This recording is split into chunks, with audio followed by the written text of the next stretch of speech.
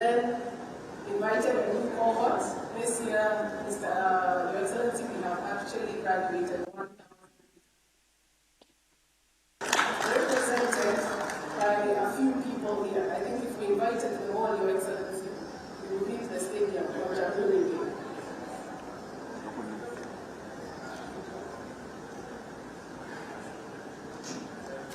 So they are all standing, a few of them are standing here. And we are very, very proud of them. You can see the profile from very, very young. Some of them have been in business for a while. I commend the young lady there who are very early, not having with her, one of our graduates. But congratulations to everybody who we train. Now, the profile of graduates. We had people who are in tech, we had people in small businesses, for example, cleaning businesses. We had people who are in agriculture, people who are in healthcare. So across the economy, we had representation. And we hope to see amazing results. We will have that to continue to do for the economy of Kenya. Okay, again, to the Hafla Academy family, and to the great people of Google who have consistently and consistently worked with many sectors in Kenya, especially the MSMEs, growing their businesses, giving them additional capacities, building their capabilities to be able to handle business, to understand how to run business, and also equipping them with skills, including them with knowledge and expertise. Congratulations to Google. When we put this together last year, and we graduated the first cohort, I'm very happy that another 1,000 by the good people we see here today.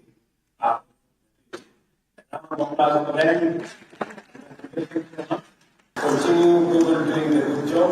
You have our support, you have our encouragement, and the goodwill that exists from the tech community, the business community, the MSME space is enormous. And you can count on us as we do this together to empower more young people, more people in the MSME space, and we will continue to do and play our part as government of Kenya. Asante sana.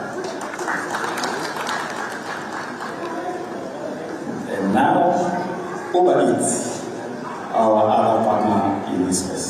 Please step forward.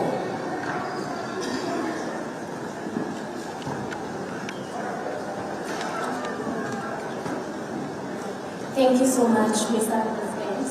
Honorable GOtv, thank you so much as well. I'm glad to present the targets. We are also doing a platform, and we are very where we are able to, we have couriers, we have couriers, yes, we have couriers who use motorbikes, and we also have electric bicycles to deliver food. So this is we call it a 3-product model, where we have earners being our couriers, we have our merchants who sell food to our customers, and we have the customers. So basically, this is just to sell convenience. In your busy days, just go on the app, request an item. You can request unga, whether you can come to our stand and see the whole assimilation. You just request unga, you can request food, you can request anything, and in less than 30 minutes, within minutes, it comes to your doorstep. And we have very, very trained couriers, so don't worry about the messes, don't worry about the quality of the product. All this has been approved from our end. Thank you. Congratulations again to Uber Eats for the wonderful job they're doing. It's a new innovation for those of you who are busy, people who cannot find time to go and hustle finding food somewhere. Uber has made it easy. Asante sana. Congratulations. Your Excellency, now I invite you to take a photo with our graduates. Starting, you'll actually join them there, Your Excellency. Yes. Tujipange for this photograph. And they do the same with the Google Hustler Academy.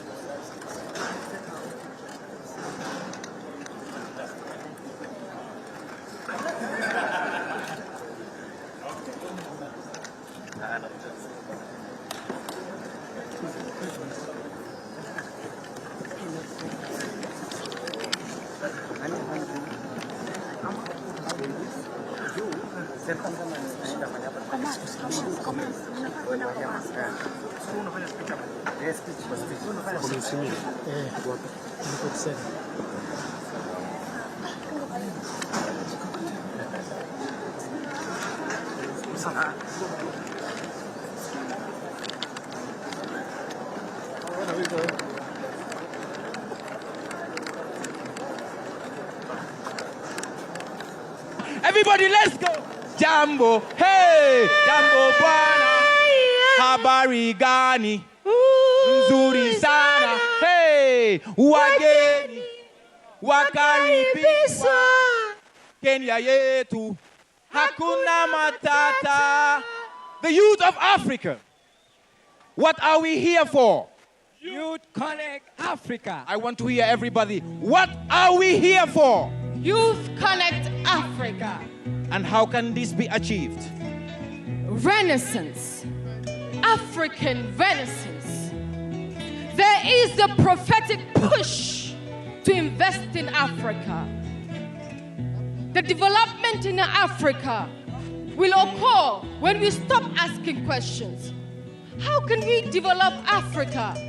And start asking ourselves, what measures have been put in place to sustain green livelihoods, climate change, sustainable peace, security, reconciliation, leveraging for digital innovation, and canvassing for a borderless African trade? And how can we achieve this? By coming together under one umbrella. As Africans, we share a destiny. We share the same lineage. When a solution to a problem works repeatedly, it tends to be taken for granted. What was once a hypothesis, supported only by a hunch value, turns to reality. Africa is not a byproduct that is waiting for you to process and develop it.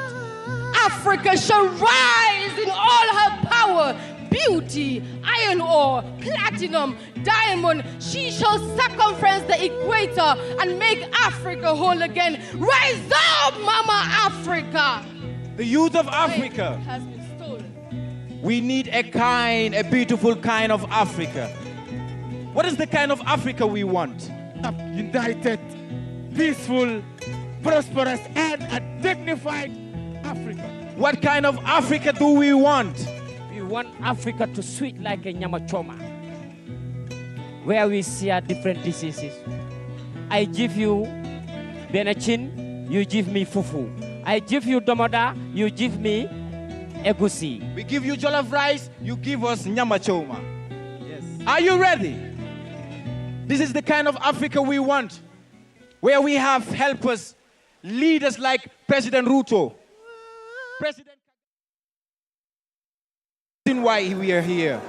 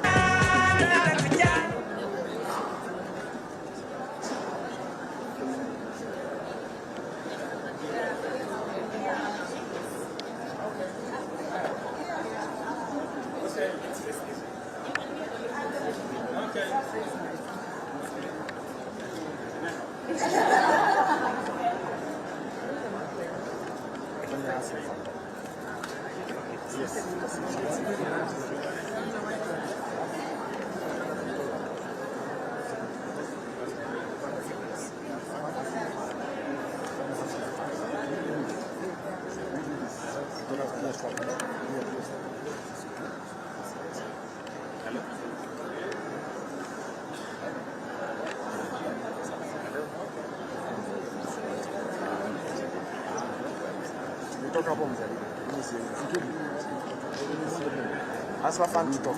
Unajua hata mimi nilikuwa nishamaliza hapa. Yes.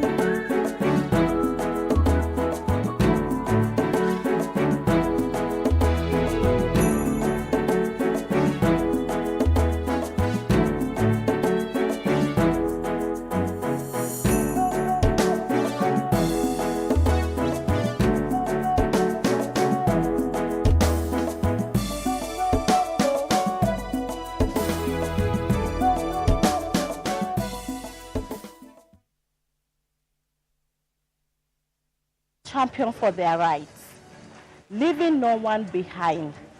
Welcome to Kenya, welcome to Nairobi. Karibuni Nairobi, karibuni Kenya. Mbote na bino nyonso, nazaka awa ndo na uti, ninazawa na uti RDC loko makasi. Nazaka kawa pona Youth African Summit, e banda le 8 décembre ti le 12 décembre. Bino nyonso boyi ato sepe makasi. واقف in 8 ديسمبر إلى 12 ديسمبر في نيروبي. ሰላም ስሜ ህሊና ይባላል። አሁን ገና ነው ናይሮቢ የመጣሁት የደረስኩት ለዩዝ ኮኔክት አፍሪካን ሰሚት ከዲሴምበር 8 እስከ 12 ድረስ ለሚገኘው ማለት ነው። አመሰግናለሁ። Karibuni Nairobi, wacha tutangamane. Je viens tout juste d'arriver à Nairobi pour le YAF Africa Connect Summit. Welcome to Kenya, welcome to Nairobi. Karibu Nairobi, Kenya, the land of Hakuna Matata. Welcome esteemed delegates and guests to Kenya for the 2023 Youth Connect Africa Summit. Karibuni Kenya, welcome to Nairobi.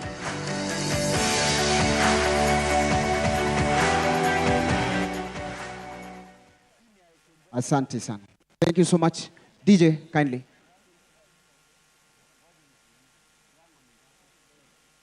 DJ.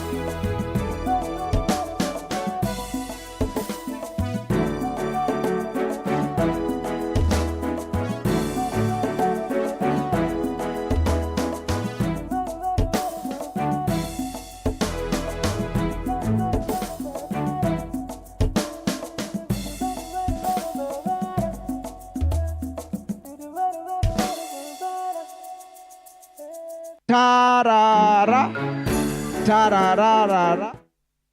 Upper, you jump and turn. Like this, like here, and then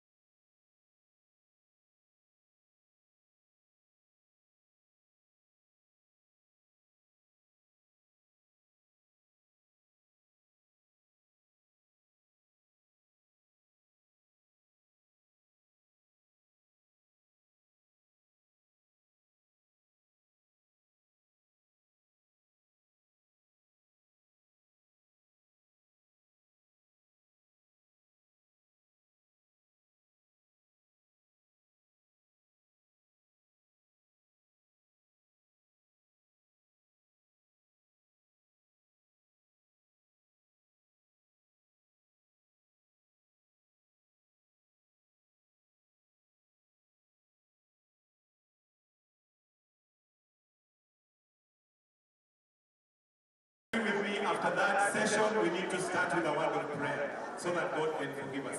Allow me to welcome the two young people who are going to lead us in a prayer, to just come and lead us. Let us all be upstanding as we pray before we continue with the rest of the program. Welcome, sir.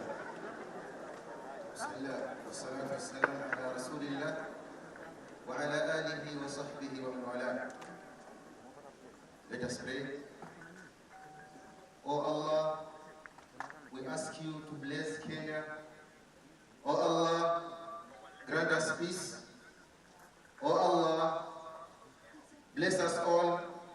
Oh Allah, bless all who have participated. ربنا آتنا في الدنيا حسنة وفي الآخرة حسنة وقنا عذاب النار. Amen. Let us continue praying. Our God and Father, we adore you. We acknowledge you as the only eternal, immortal, and invisible God worthy of worship. Lord, we confess and repent our sins to you. Forgive our individual sins. Forgive our sins as Youth Connekt Africa. Forgive our sins as a nation. We honor you, Father, for your promise in the Holy Bible, in 1 John chapter 1, verse 9 to verse 10, that if we confess our sins, you are faithful and just to forgive us our sins and to cleanse us from all unrighteousness. Merciful God, we thank you for our President, Dr. William Samoei Ruto, and the Youth Connekt Africa Forum. You have commanded us in your holy word, in the book of Habakkuk chapter 2, verse 2, to write down our vision and make it plain on tablets, so that others after us may run with it. Lord, we thank you that our President has a vision for the youth of this country. May our President's agenda to empowering young people through enhancing their knowledge, experiences and skills while investing in their ideas, innovations and initiatives, so that Kenya and Africa makes progress in harnessing its demographic dividends by 2030 come true. Mighty God, may the vision of Youth Connekt Africa come to pass. May Kenya and Africa Youth Connekt, may there be social economic transformation among youth of this country. May you bless and keep Youth Connekt Africa. May you shine your face upon us. May you be gracious to us, dear Lord. May you lift up your countenance upon us and give us peace. We thank you and we give you all the glory. May we feel your presence now as we commence our auspicious meeting today, in the name of God the Father, and of the Son, and of the Holy Spirit we pray. Amen. With your kind permission, Your Excellency, we may now take our seats. Your Excellency, the President of Kenya and Commander-in-Chief of the Defense Forces, Dr. William Samoei Ruto, Your Excellency, the Deputy President, His Excellency Rigathi Gachagua, also known as Rigi G, Your Excellency, the spouse to the Deputy President, Pastor Dorcas, ambassadors, heads of delegation, heads of missions, ministers from various countries, government representatives, governors present, members of parliament from various nations and from Kenya, partners, sponsors, CEOs, and the youth of Africa. Let's give it up for a borderless Africa. Let me hear you, young people. That's right.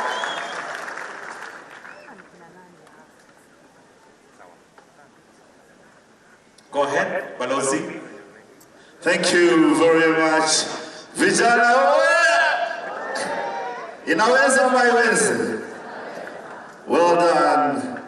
In the African culture, the young always sat down with the old people to pass on knowledge, but also to gain knowledge and to discuss about the matters.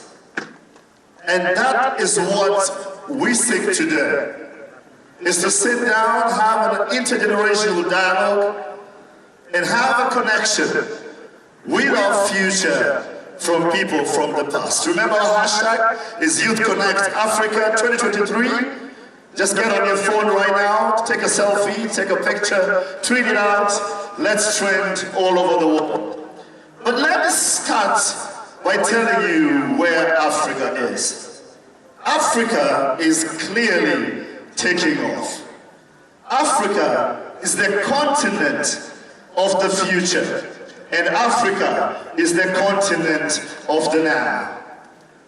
We're told very many times that until the lion learns how to write, all the tales of the hunt will only glorify the hunter. So today, as the youth of Africa, 20,000 of us in this dome and millions more watching all over Africa, we are sitting down to write down our story. Vijana of Africa, this is your time. This is Africa.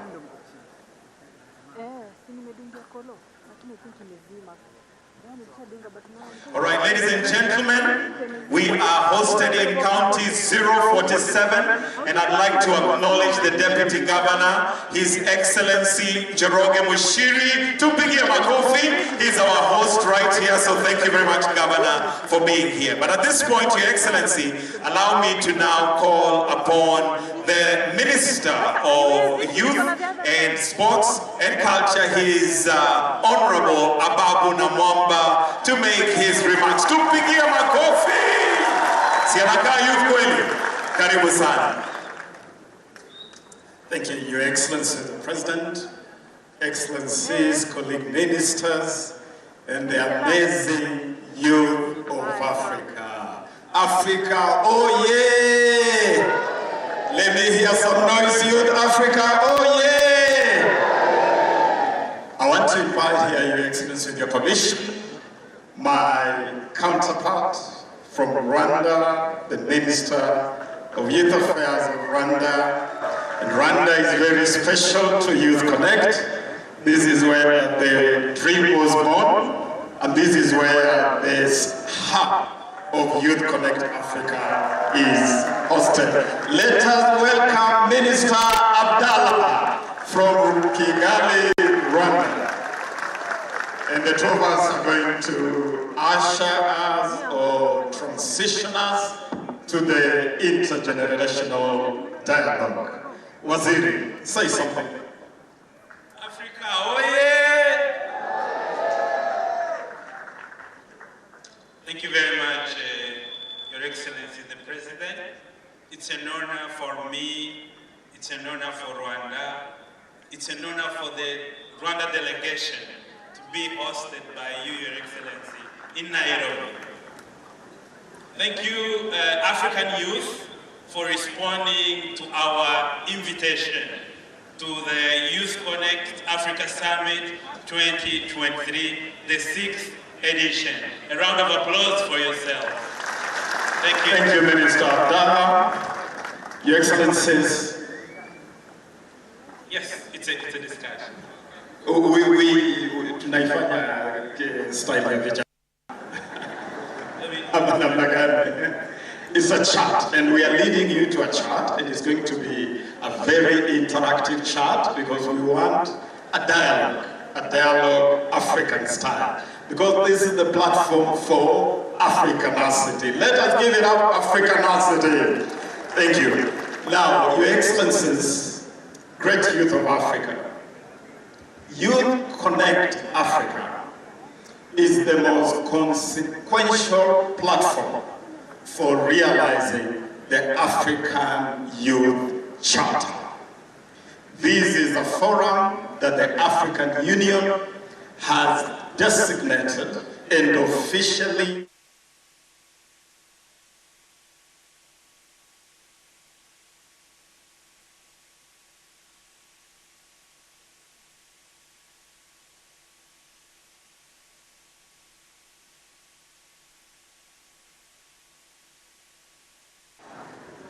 This platform today is the 6th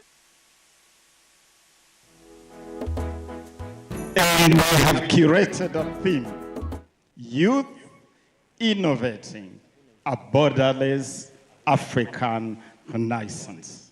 It's a beautiful theme.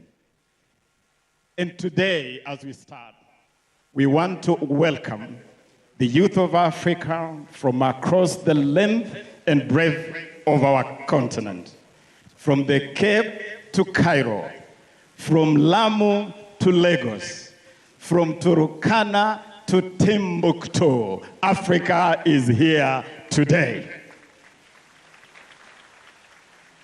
And we gather here to bridge the divide between the nearly and the really. Nearly integration to really integration. Nearly borderless to really borderless. Nearly inclusive to really inclusive. Because from here, we are leaving no one behind. Abdallah. Thank you, Minister.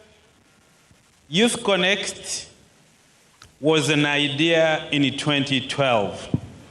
Your Excellency, the President, we want to acknowledge, the young people want to acknowledge the role, the leadership of countries play in nurturing young people.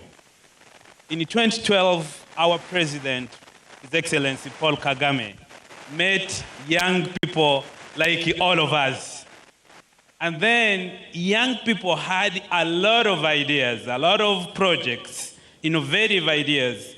And then an idea came in the mind of the president. And then he said, what if we create a platform where young people will be not only meeting themselves, but they will be meeting leaders, political leaders. They will be meeting business leaders.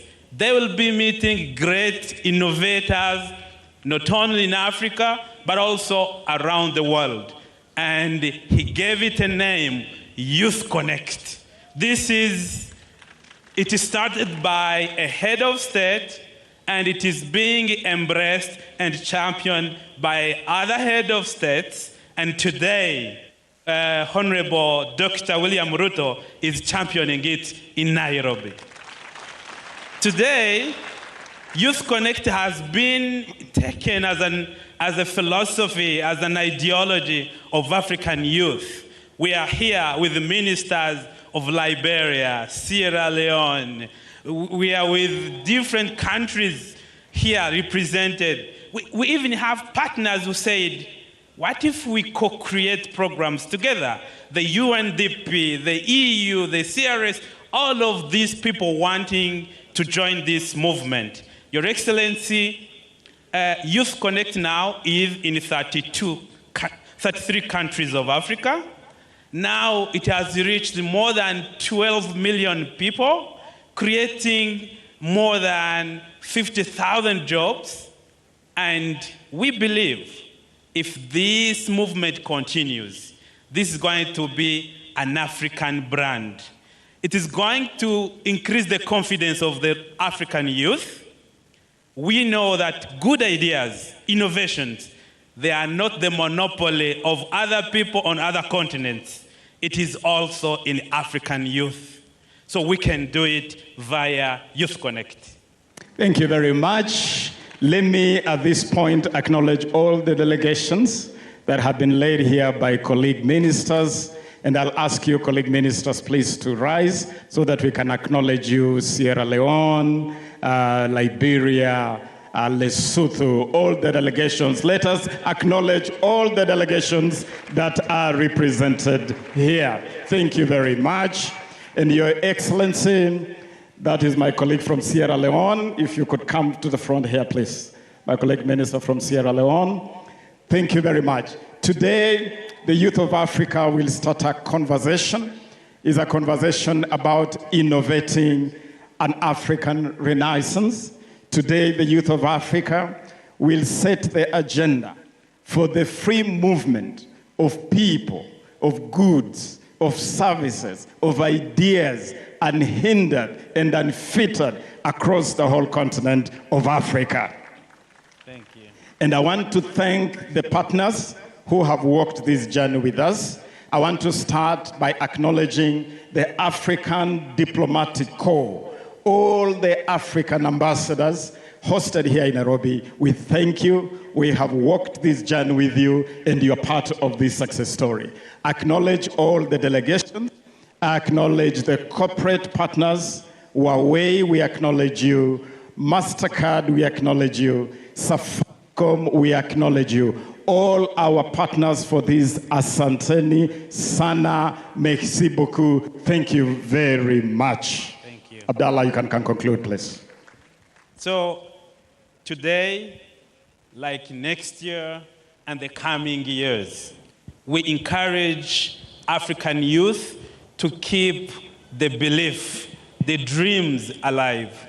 And we must have confidence in our leaders, in our respective leadership in our countries. Join efforts together, and let's make a borderless Africa with opportunities to generate a lot of innovations, and we empower our young people. I thank you, Mr. President. We now want to head to the intergenerational dialogue. And Your Excellencies, I want to assure you that as part of this dialogue, we will also be exhibiting a lot of innovations by young people. Some of those innovations are in this room. And allow me to acknowledge just a couple. I want to acknowledge a young man called Zach. Zach has been able to innovate an electronic substitution board that is causing ripples and has already gone borderless and has been used at the Sekafa Championship that just concluded yesterday.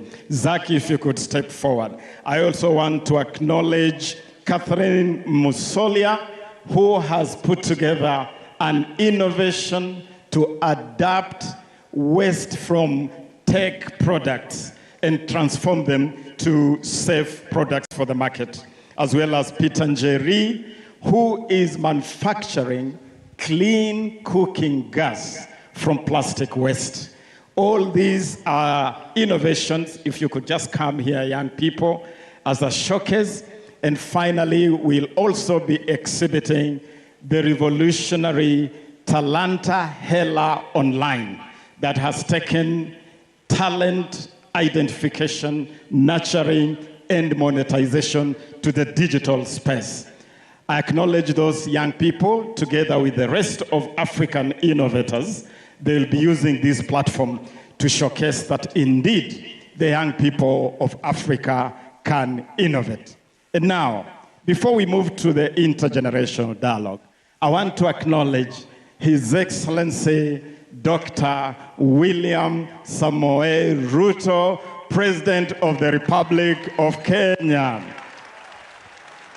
And Your Excellency, we want to thank you for being a champion for the youth.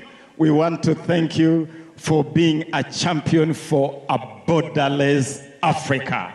Your voice on borderlessness has filled the young people of Africa with hope and belief that indeed free movement of people, of goods, of services, of ideas across the length and the breadth of Africa is possible. Let us give it up to His Excellency President William Ruto for that vision. And now may I invite Madame Ahuna, representing the UNDP, our premier partner for this event, who will lead us to the intergenerational dialogue. Your Excellency, please.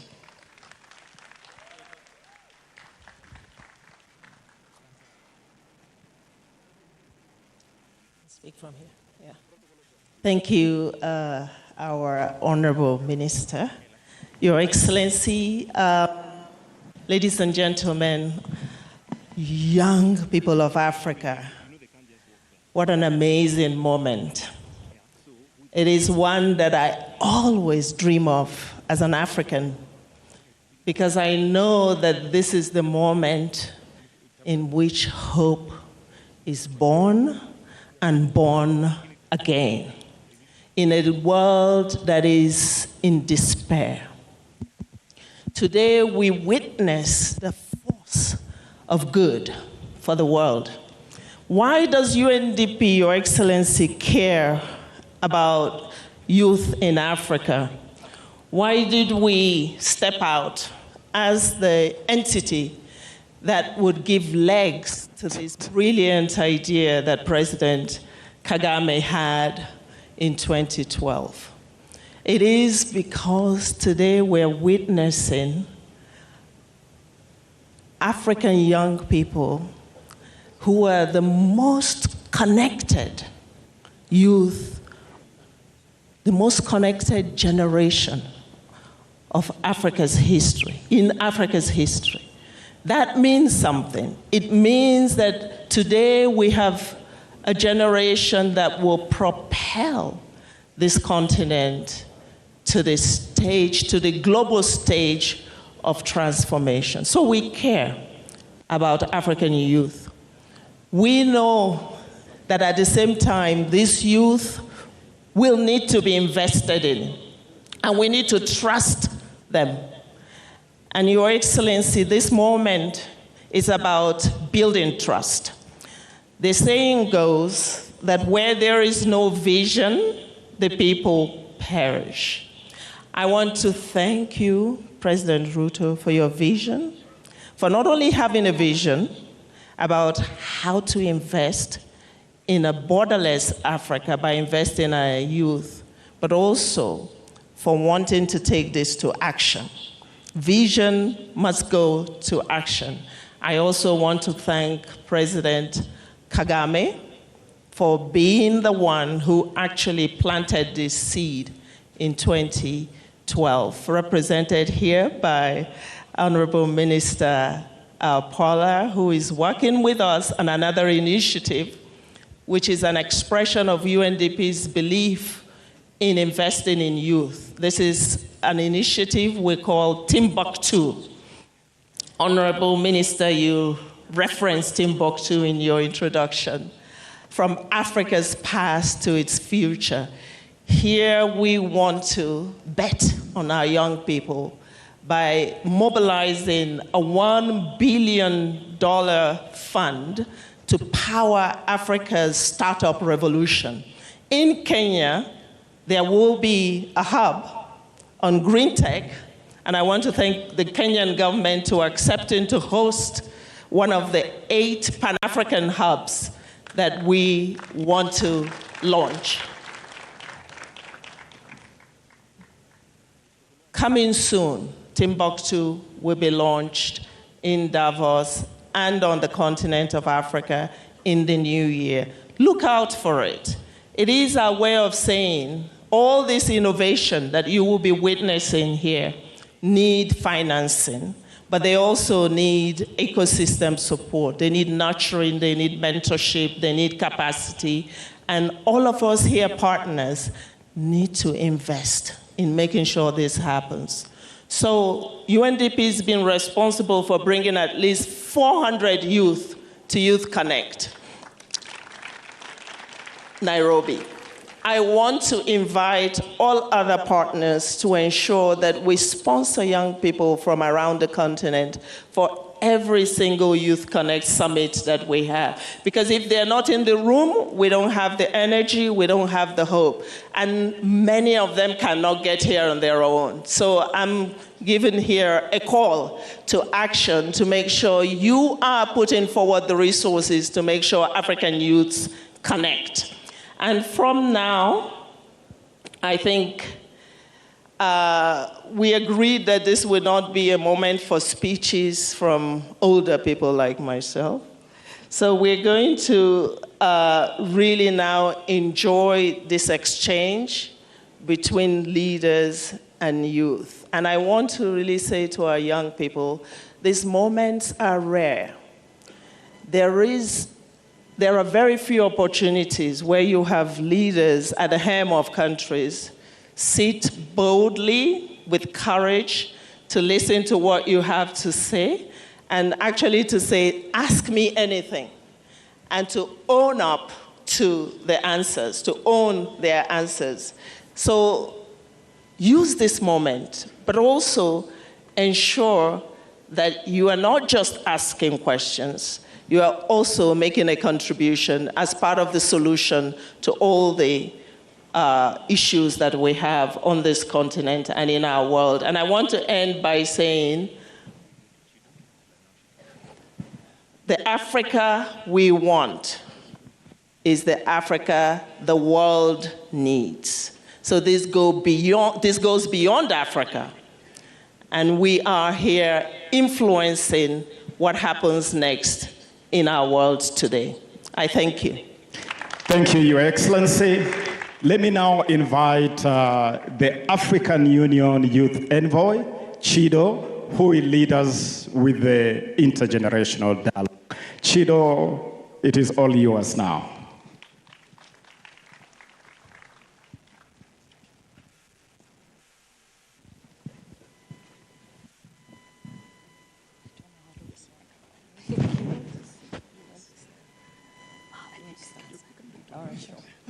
Thank you very much, Your Excellency. Thank you for hosting us in Kenya.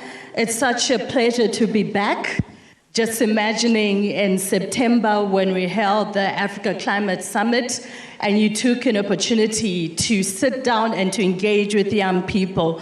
So it's truly a pleasure acknowledging our CEO for UDNEPAD, Mr. Sanadas Bekele, for being present here today, and all the ministers with all due protocol observed.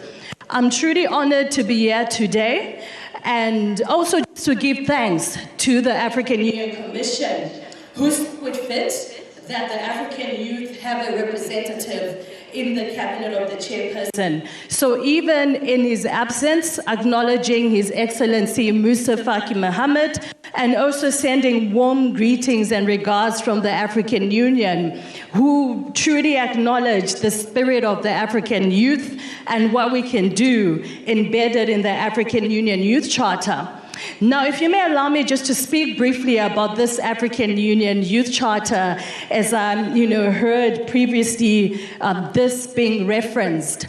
The African Union Youth Charter was a decision that came from our head of states in 2006 in Banjul, when they realized that we need to make sure that the young people in Africa are not left behind in building the Africa that we want. And this document, or rather this treaty, is supposed to guide our member states in terms of how they build their national policies. Now, when we speak about an African Renaissance and a change to the African history, that was their change and that was their history in 2006. But now we're in 2023, which is 13 years ago. And since then, we still have countries that are yet to ratify and sign this youth charter. Not only that, but earlier this year, we made a plea as young people after I'd embarked on my listening tour and had an opportunity to present to the ministers of youth decisions and requests that were coming from young people. And our plea was that this youth charter be reviewed to meet the current realities that young people are being faced with today. And we're truly honored for that decision that was passed to see how we can have added mechanisms to this youth charter. When we talk about the African Renaissance, clearly as young people, okay, my time has run out, but clearly as young people, there's so much that we can contribute and so much that we can also do in building the Africa that we want. I have so much to say, but I know we have so many days and I'll interact with young people as we speak more about this African Renaissance. And this moment, allow me to welcome the two moderators for the intergenerational dialogue, Ms. Claudia and Mr. Chipokizi, who are going to lead us in the intergenerational dialogue. Thank you very much and looking forward to this dialogue. Asante sana. Ladies and gentlemen, let's appreciate Chido for an amazing presentation. A round of applause for Chido one more time, ladies and gentlemen. Welcome to Youth Connect Africa 2023. Claudia Wagwan. Wagwan Chipukizi. Woza. Woza. Youth of Africa. Wagwan. I need you guys to respond with energy. You're the youths of Africa. Youths of Africa. Wagwan. All right. And in that greeting, we've gone borderless because Wagwan is a greeting in Jamaica and Woza is from South Africa. No, Woza is from Kayole, is Kenyan. That is not South Africa. No, but Woza is Kayole. It's from South Africa. It's from South Africa? Yeah. Then indeed we are borderless. Yes, and we have also gone borderless with social media because for myself, as a case study, I blew up in Tanzania before I even blew up on Kenyan TikTok. So we have, yes, so we have gone borderless as Africa. And to get into the conversation, Your Excellency, my president, the President of the Republic of Kenya, you've talked about a visa-free Africa. And as the youth, we are interested in knowing, what does a visa-free Africa mean for the youths?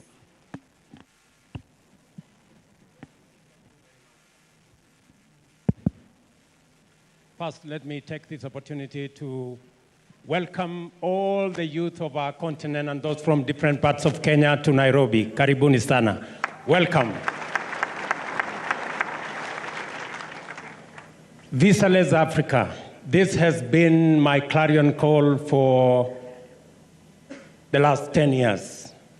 And I am happy that 2 days from now, on Jamhuri Day in Kenya, we are going to declare finally that no African will be required to have a visa to come to Kenya. It is because we are one people. It is because this continent needs to write its own narrative. For a long time, we've allowed others to write a narrative about us. And that is why, for a while, Africa has been described, has been known, has been profiled as a continent of conflict and disease and poverty. But let me tell you, Africa is much more. Africa in our own narrative. And I like what my brother there said. A Nigerian writer said, until the lion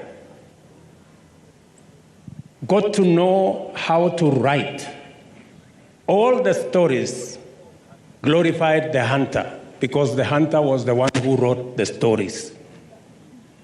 So until Africa writes its own narrative, the narrative that is going to prevail is the narrative written by others that undermines our continent.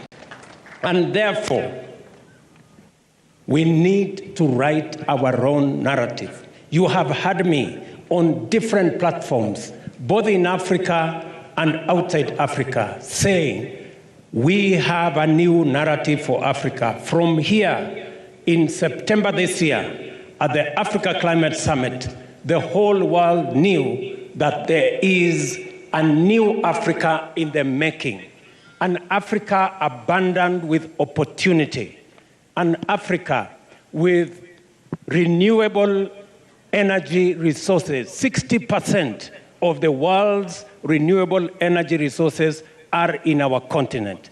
40% of the world's mineral resources, including those that are necessary for energy transition, are in this continent. 65% of all arable uncultivated land necessary for smart agriculture is in this continent. The young people of this continent, we are the youngest continent in the world with the greatest workforce and a great future market.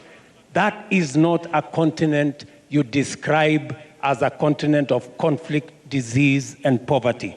That is a different continent. And that is why it is necessary for us to eliminate the borders that create unnecessary roadblocks, that create unnecessary stumbling blocks, that create unnecessary hurdles to the huge potential, to the huge opportunities that exist in our continent. And it is our intention,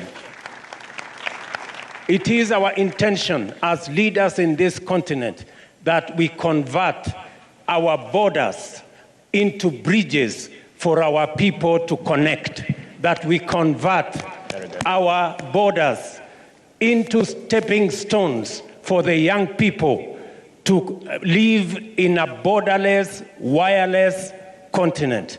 And that is the reason why Kenya was the first country to deposit instruments ratified for the Africa Continental Free Trade Area, so that this continent can trade with itself, so that the young people of this country can innovate, can be creative, and make sure that there are no borders in our continent. I want to tell the young people of our continent that this is your moment, and you have the opportunity. It is also the reason why in my administration, one of the 5 pillars is a digital superhighway with a creative economy. Digital superhighway because I believe that through digitalization, through technology, we can override any border. We can go over any stumbling block. Today, I am happy that any creative in any part of Africa have the opportunity through technology, innovation, and the digital space to access their talent to the whole globe. It is the reason why I am a great believer. It is the reason why I am a great champion of a visa-free Africa. Yes. Thank you very much. Fantastic. Fantastic. Thank you so much, Your Excellency. My next question goes to Her Excellency Anne Waiguru, the Chairperson, Council of Governors. Your Excellency, you stand out as one of top leaders, and as a woman, I would like to know in this space of borderless Africa, where do you say is the place of women in governance?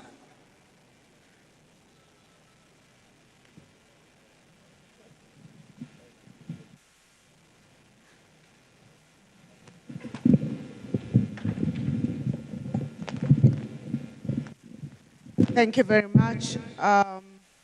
Your Excellency, the President of the Republic of Kenya, Excellency Presidents present, all protocols observed, and the youth of Africa, Wagwan. Wagwan. You may not know, but I live and I'm a mother of 9 youth, believe it or not, 6 children, and 3 are married, therefore 9, between the ages of 19 and 33. And so I have lived with this generation, and I hear them. They are unrestricted by their ethnicity, they are unrestricted by their nationality, they don't care too much about the restrictions that we older people put in them. And today, this is really a breath of fresh air. Before I respond on the question of the role of women, and I assume you're talking about young women because we are here with the youth. I think one of the things I would want to say is that after this conference is done, I hope that those of us in leadership will do something to ensure that this moves from a talk shop and something actually does change for the youth of Africa. The youth of Africa, as you have heard, want clear, porous borders. For the women who are young, they want unrestricted access to opportunities, career opportunities for those who want to work. What does that mean? The restrictions that have traditionally been there, that we saw during COVID, that actually we can work around, we loosen those restrictions to allow young women to have access to work, whether they are working from home because they are young mothers. We expect these young people, especially young women, to still get into the family way. But one of the restrictions for young women to move up their career paths is that when they get into the situation where they have children, there are restrictions to how far you can go to work. The opportunity may be in Rwanda, for example, but you can't move from Kenya. It may be in Kisumu, but you are living in Kirinyaga. The youth of this country and the youth of Africa are looking for opportunities where they can work across counties and across nations, and we should provide those opportunities by being less rigid, for example, in the public service, allowing people to work from home. We did that during COVID, and the world did not stop. Why can't we provide the same opportunities to ensure young people continue to have access to opportunities? On the issues of trade, for example, they want to be able to register their businesses sitting in their homes without necessarily having to move from one office to another, from one county registration office to another, to be able to pay their fees from their phone. And thank God for M-Pesa and other financial services in Kenya. But for the youth in general, they want a leadership that is committed to the things that we talk about year in, year out in this Youth Connect Africa, and for us to actually actualize them by making sure that we pass those policies. As a Council of Governors, we are working on the youth and integration policy that will be mainstreamed throughout all our counties to ensure that we allow movement of young people, be it men or women, to access opportunities through AGPO, to access training through our digital hubs, to access businesses through our procurement processes, and to be able to actually deliver those services and be paid from the comfort of wherever it is they are. Truly porous, truly borderless counties and Africa. Thank you. Thank you, Your Excellency. We will interrupt the program to acknowledge the presence of His Excellency Nskoane Samuel, the Right Honorable Prime Minister of the Kingdom of Lesotho, who has joined us. Your Excellency, if you may rise, and His Excellency is wearing the uniform of the Kenya athletics team, the world beaters in athletics. Thank you, Your Excellency. Let us give him another round of applause. His Excellency Prime Minister. Let me also acknowledge His Excellency the Deputy President of the Republic of Kenya, His Excellency Rigathi Gachagua. Here in Kenya, we call him simply Riggy. Let us give it up to Riggy. And by Rigathi. Let us give it up to Mama Dorcas. Asante sana, Mama. We also do acknowledge our leaders from the Council of Governors, represented by Governor Waiguru, and our Parliament, represented here or led here by the chairperson of the Parliamentary Committee responsible for Youth Affairs, ambaye yuko hapa. Tumpatie mheshimiwa makofi pamoja na waheshimiwa wote ambao wamekuja hapa. Asante.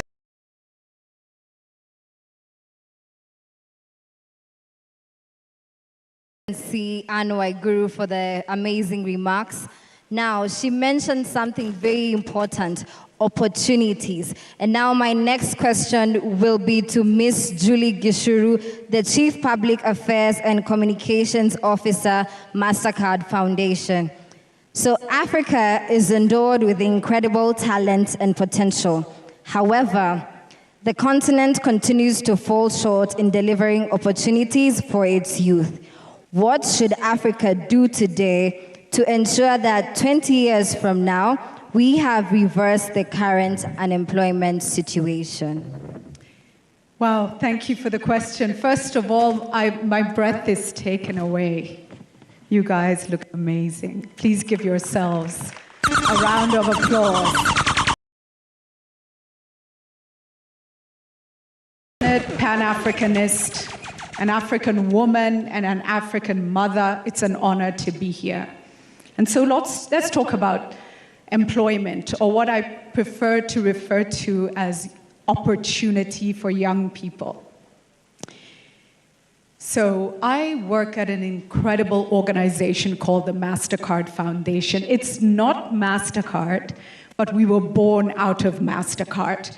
And what they did in 2006 when they went to the market for an IPO was they gave a gift to the world. It was truly a gift because they set up an independent institution. And from the start, we have worked primarily in Africa, in education and financial inclusion. And in 2016, we decided we were centering our strategy around young people in Africa. And we launched Young Africa Works, a mission to see 30 million young Africans in dignified work by 2030. So we are on that journey. You are all our partners because we stand with Youth Connekt Africa. Let me say a few things about work. Number one, education is critical, and we are all on that journey. Skilling is critical, and we are all on that journey. We need to ensure that young people can access affordable finance, and we are on that journey, but we need to do better in all of these things. So let me make it clear that we see these things. We see them in agriculture, in digital, in the health space, and we are transforming, and this is important. Interesting things are happening. I want to commend we're not calling them community health workers, we're calling them promoters in Kenya that were launched, and we're seeing hundreds of thousands of young people on the continent will go into health careers. We're looking at agriculture and saying this will be the bread basket of the world. We will feed ourselves and we will feed the world. We've heard of the natural resources, so much to do. But it is you who will unlock these doors. It is you who will innovate the young people, our children of this continent. And you are doing it every day. A lot of people like to say young people are the future leaders. You are not future leaders. You are leaders now, today. You are doing it. And we see you doing it. We see you holding your families up. We see it.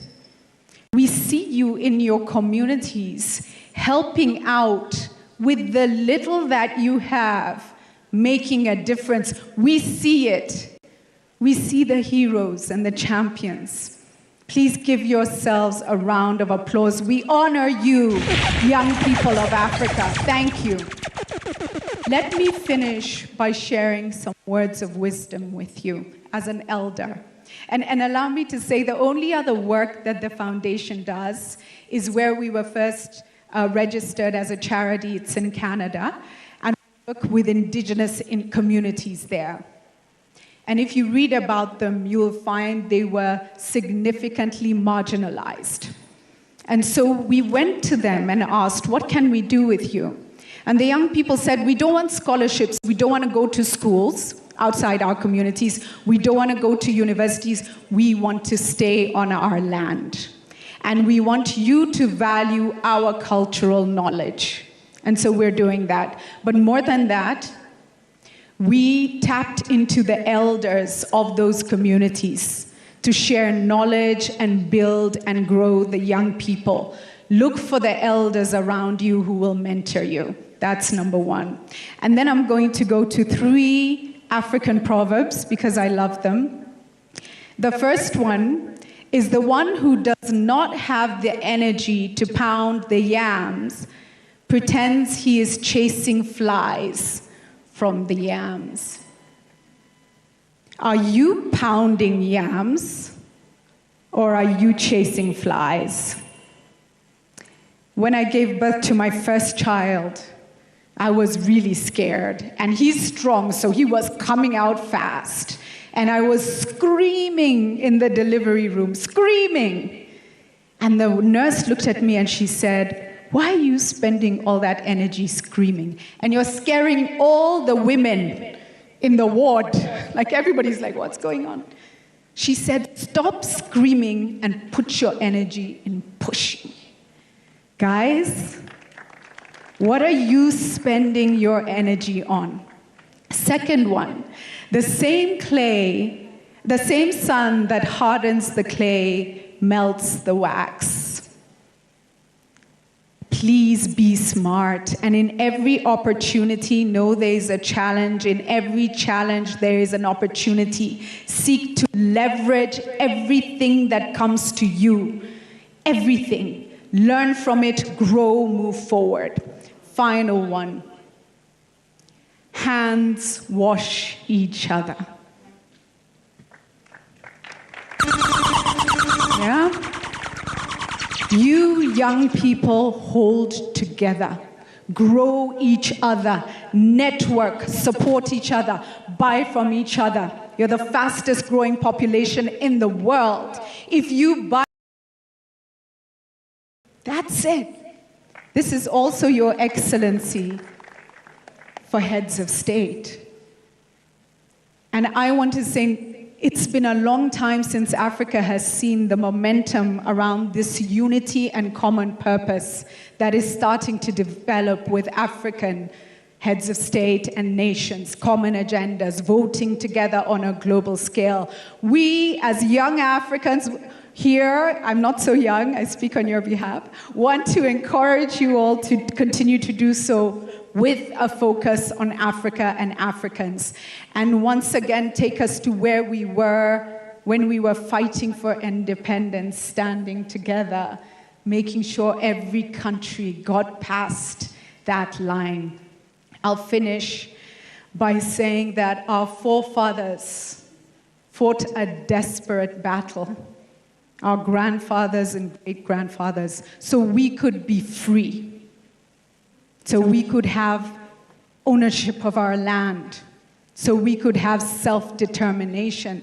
Many gave their lives for that. What Africa did they dream about? Can you be the ones who build that Africa and bring it to life with your own aspirations rooted within this new Africa? I pray that you are able to achieve more than you could ever imagine. And I wish you love and blessings. And I want to finish with a ululation because I always do. And so let's do it together for Africa and for you.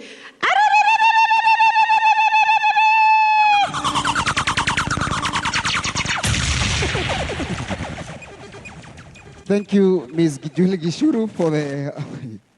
All right, my next question goes to His Excellency Sam Matekane, the Prime Minister of the Republic of Lesotho. Your Excellency, the Africa Free Trade is one of the biggest accomplishments of the Africa Rising journey.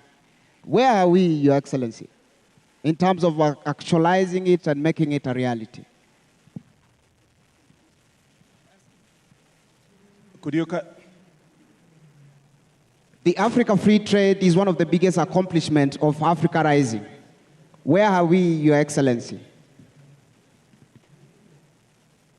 Let me pay my respect to our host, President Ruto, and also to all the President and Prime Ministers present here, to our youth, and all protocol observed. As we all know that we have just started the journey of opening Africa so that we can be, all the countries in Africa can be able to trade between ourselves. We are almost there. As President Ruto has said earlier, we all want the borderless visa-free Africa, so that we can be able to achieve a free Africa where all Africans can be able to trade between ourselves as African, and also be able to maintain stability within ourselves and be able to produce for ourselves before we go outside. We are almost there. Thank you. Thank you so much, Your Excellency. And now, my question goes to the man who has a lot of influence with the youth, that he even has a nickname, His Excellency, the Deputy President of Kenya, Rigiji. So, our theme this year is Youth Innovating a Borderless African Renaissance. You have a lot of power, and in your office, we want to know, how is your office supporting the youths in innovation?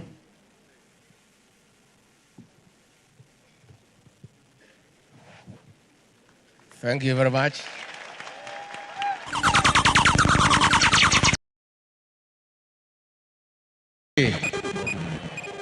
Africa Hoy, Your Excellency, our leader, our president, Dr. William Ruto, Prime Minister of Lesotho, and the youth of Africa, we are grateful that we have this big gathering here of the future of Africa.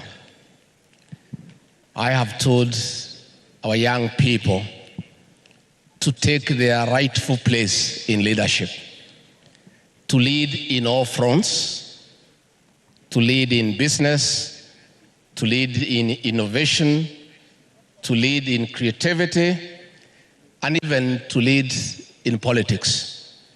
Only that you shouldn't take my seat and that of the president. You can take all the other seats. The office of the Deputy President of the Republic of Kenya has a Department of Youth Affairs where we have the Honorable George Uri, coordinates youth activities, and our offices remain open.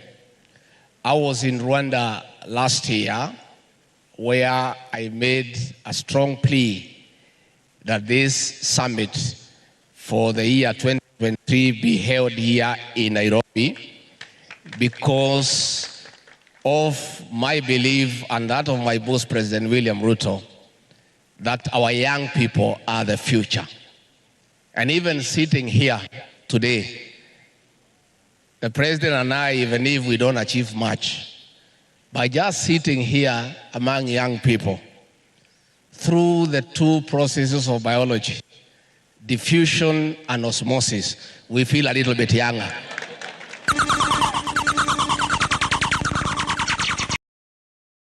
Ask the youth of Africa not to sit at home and wait for anybody to come and call you to take your rightful place in society. You must go for it. You have the numbers. You are the largest population in Africa. What you want is what you should get and what you must get. But you must go for it.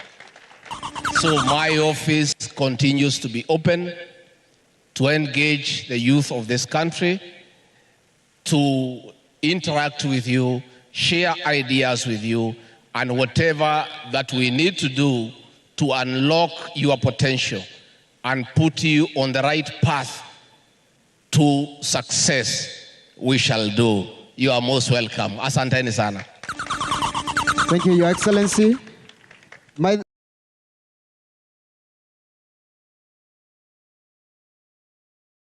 This is the 10th year of Africa Youth Connekt. We have been meeting and deliberating and sharing ideas and innovating. In your own views, what do you think that we are getting right, and what are we getting wrong, and what do we need to improve?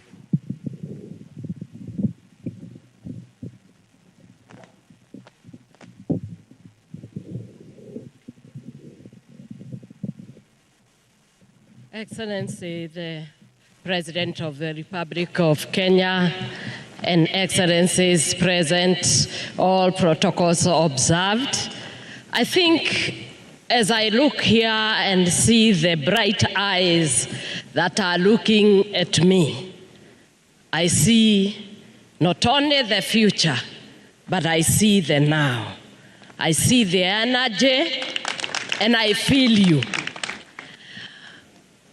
The fathers have spoken, and when fathers speak, it means they are willing to have something that is called succession management.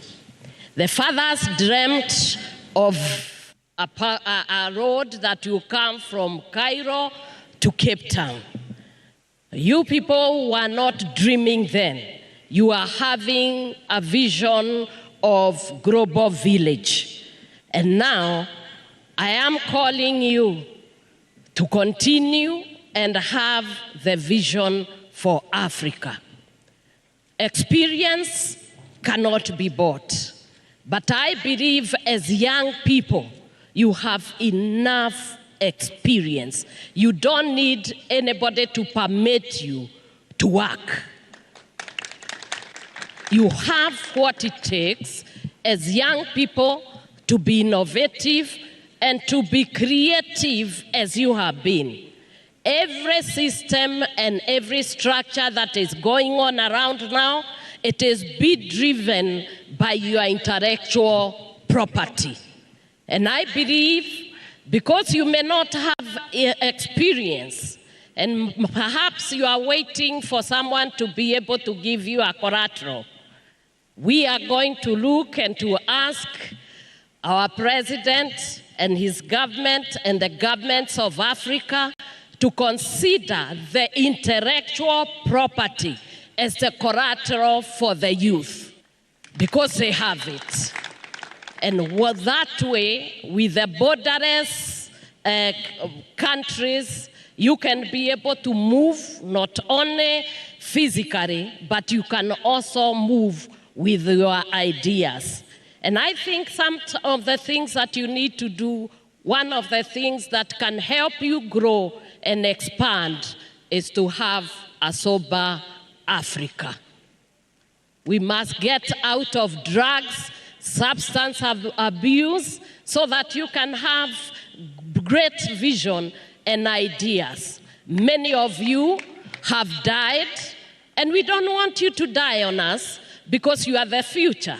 You are the mothers of Africa, you are the fathers of Africa, and I believe that if we can be able to harness that integrity, morality, ethics, and more family ethics, I believe you have a great future, and we are backing you. God bless you. Thank you so much. Youths of Africa, Woza. Are you guys still with me? Youths of Africa, Woza. I want to thank Youth Connect Africa Summit for always having this annual talk and discussion where we youths of Africa get to be part of the conversation. Now, I want you guys to clap for our leaders for creating time and for giving us their insights. Makofi out, tafadhali. Thank you, Claudia. Let me at this point acknowledge the presence of His Excellency Wamkele Menje, Secretary General of the Secretariat of the African Continental Free Trade Area Secretariat. Welcome, Your Excellency. Rise so that we can acknowledge you. Let us acknowledge Asante Sana. And now, at this point, let me invite the representative of His Excellency President Paul Kagame to address us.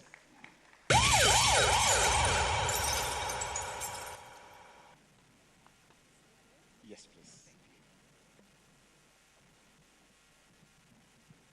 President William Ruto, Vice President Rigathi, and the Second Lady, ministers from different countries, and to the Council of Governors, the amazing youth that are here with us today.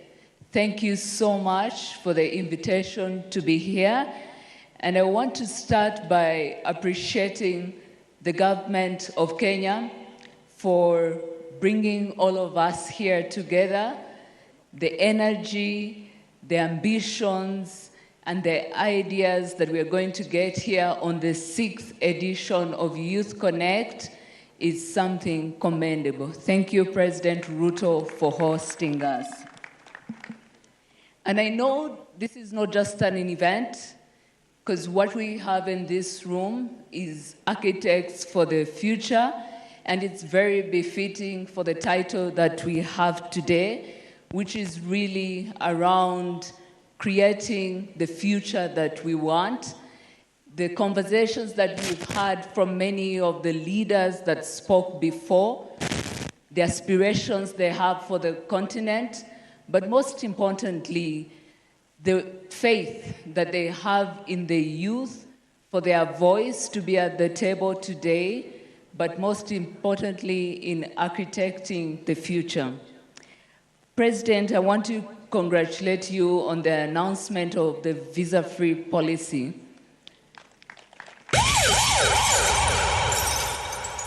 I believe when we talk about borderless, it's providing the ability for the young people in the room to go anywhere without restrictions, to scale their businesses without restrictions, and to harmonize the different tax regimes that are going to make it possible for them to do business anywhere on the continent. And I think there's no better person than you, Wamkele, to speak about the integration of Africa, to speak about the barriers that we are gathered here as policymakers, change makers, to solve for, because 10 years from now, we don't want to be talking about barriers, but rather the progress that we've made as a continent in becoming one single market. So without further remarks, I wanted to also acknowledge UNDP for being our partner from the get-go. We've talked about MasterCard Foundation, we've talked about EU.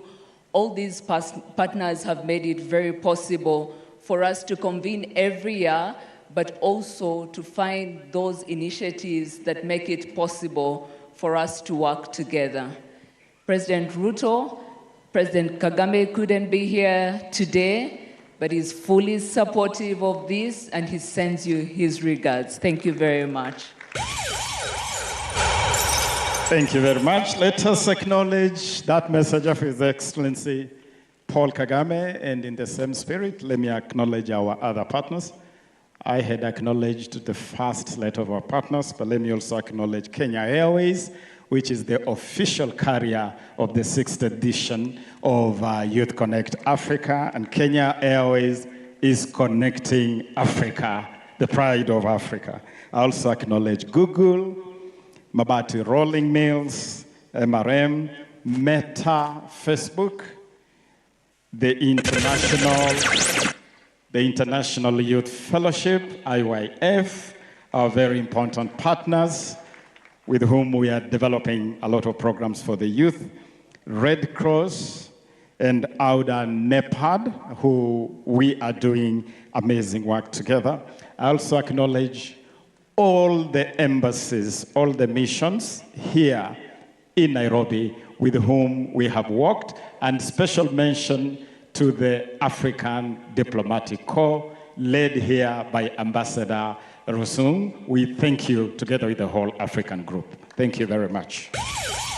Let me also make a special mention of the special delegation from Azerbaijan who are attending this summit as Friends of Africa. The Azerbaijani delegation, thank you very much. And of course, the youth of Kenya from all our 47 counties, asanteni sana, tunawalombotov sana. Thank you for coming here to join us.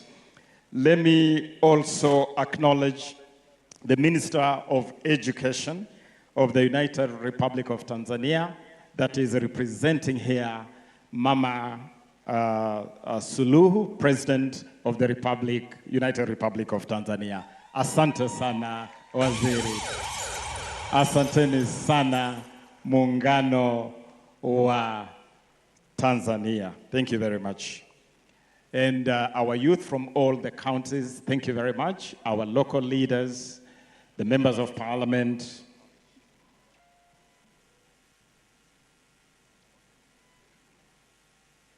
the members of parliament, our members of county assemblies, all our leaders that have been part of putting this event together and mobilizing our young people to be here, we thank you. And of course, the Swahili say, ukiona vyaelea, ujue vimeundwa. This whole conference has been put together by a fantastic team led by a steering committee that I had the privilege of chairing and a local organizing committee that has been led so well by the Principal Secretary of the State Department of Youth Affairs and the Creative Economy, Ismail Maded. Ismail, together with your team, asanteni sana, together with all of you, members of this team, and all our departments, the National Youth Council, the Youth Advisory Board, all our segments, asanteni sana for putting this together. Thank you very much. Now it is my honor, privilege, and pleasure to invite His Excellency, the Deputy President, Rigiji, atuweze kumwalika Mheshimiwa Rais atuhutubie rasmi. Your Excellency Rigiji.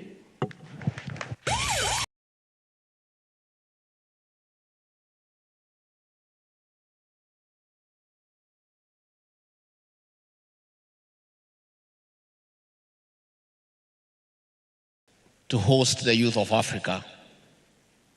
We feel very respected as a country to host young people, people who have passion, who have energy, who have zeal to create innovation and to change the African continent. And I would like to challenge our youth from Africa. Please, take your rightful place in this continent. We want to urge you to take leadership in all spheres of influence, not just in matters of innovation, not just in the tech space. We want you to be the leaders in business. We want you to be the leaders in sports. We want you to be the leaders in the creative economy. And we also want you to take leadership in the political management of your respective countries, because you have what it takes, you have the knowledge, you have the energy, you have the passion, and you are the people we need to put Africa in the world map. With those very many remarks, let me request you to be outstanding and help me to usher in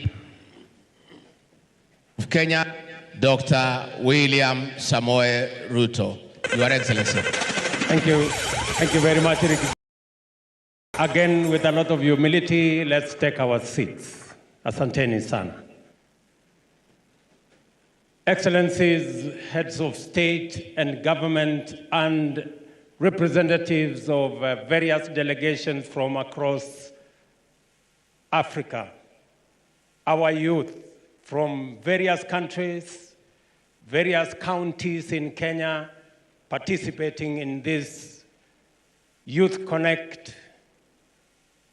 African youth, woza. Ndugu wa Kenya, hamjambo. Mambo.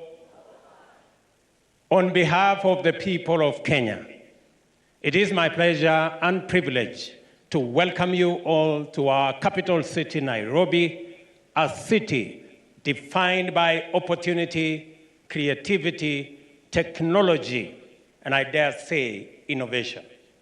I stand here today to state my unwavering and total belief that Africa is in the midst of great change.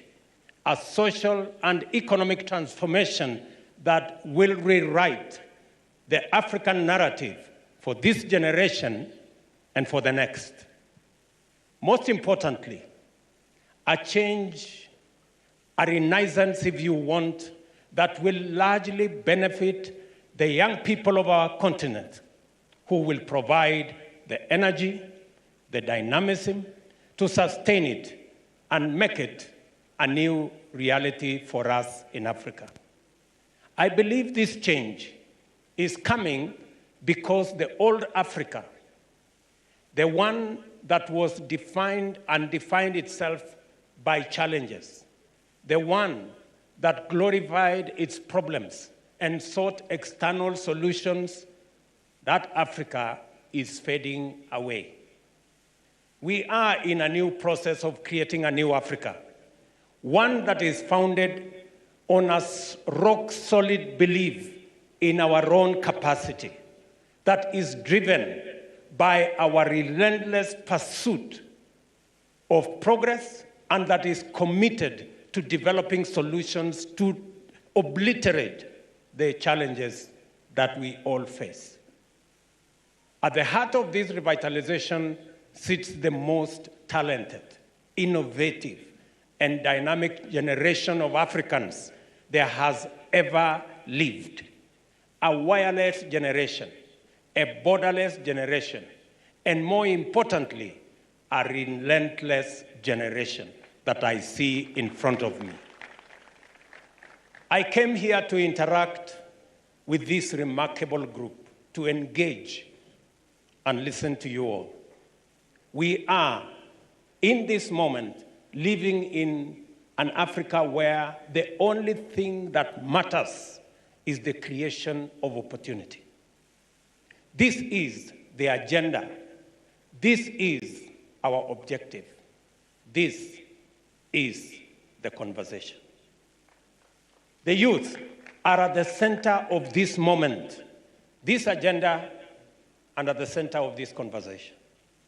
I invite you to believe, like I do, that Africa is changing, and to work hard to make sure that you participate in the definition and exploitation of opportunities that comes with this change.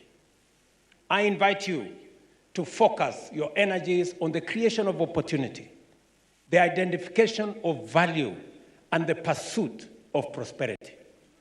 I invite you to stare down the challenges of today with your intelligence, creativity, and capacity to innovate. I invite you to play a leading role in the transformation of Africa, to ensure your voice is heard, your effort is counted, and participation assured. As we gather for this 6th summit dubbed Youth Innovating a Borderless African Renaissance, I am convinced that we are at the dawn of a new Africa where innovation will cross boundaries, where creativity will flourish without constraints, and where the dreams of our young people will take root. I wish to thank the Republic of Rwanda and my brother, President Paul Kagame, for conceiving the Youth Connekt platform and for hosting 4 of the 5 editions of the summit. I echo the words of my brother, President Kagame, during the 5th edition in Kigali in October last year. The youth of Africa are the leaders of today, he said. They are the driving force behind our continent's transformation, the innovators who are reimagining our industries, the entrepreneurs who are creating jobs, and the activists who are advocating for a better future. End of quote. I join President Kagame in affirming the game-changing capacity of the African youth. This 6th edition of the Youth Connekt Africa Summit is premised on 7 key focus areas. I wish to briefly delve into each one of them. On sustainable green livelihoods, climate adaptation, and resilience. Our planet is in a crisis, and Africa is unfortunately bearing the brunt of the effects of climate change. This means that the continent must lead in the development of sustainable solutions, and that is what we crafted at the Africa Climate Summit here in September. The youth of Africa must become champions of environmental stewardship, fostering innovative practices that protect our planet while ensuring sustainable livelihoods for future generations. They must get into renewable energy, promoting sustainable agriculture, and developing climate-resilient infrastructure. This issue will define our future, and the young people of Africa cannot be on the margins of this very important conversation. In September this year, the governments of Kenya and the African Union co-hosted the inaugural Africa Climate Summit to discuss African-led sustainable solutions to global climate challenges under the theme, Driving Green Growth and Climate Finance Solutions for Africa and the World. This conference culminated in the Nairobi Declaration, an 11-point call to action with a rallying call to overhaul the global financial system to facilitate climate action financing. Kenya has developed a national climate change adaptation strategy, which is bolstering the country's resilience against the impacts of global warming. Now we are told it's no longer global warming, it's global boiling.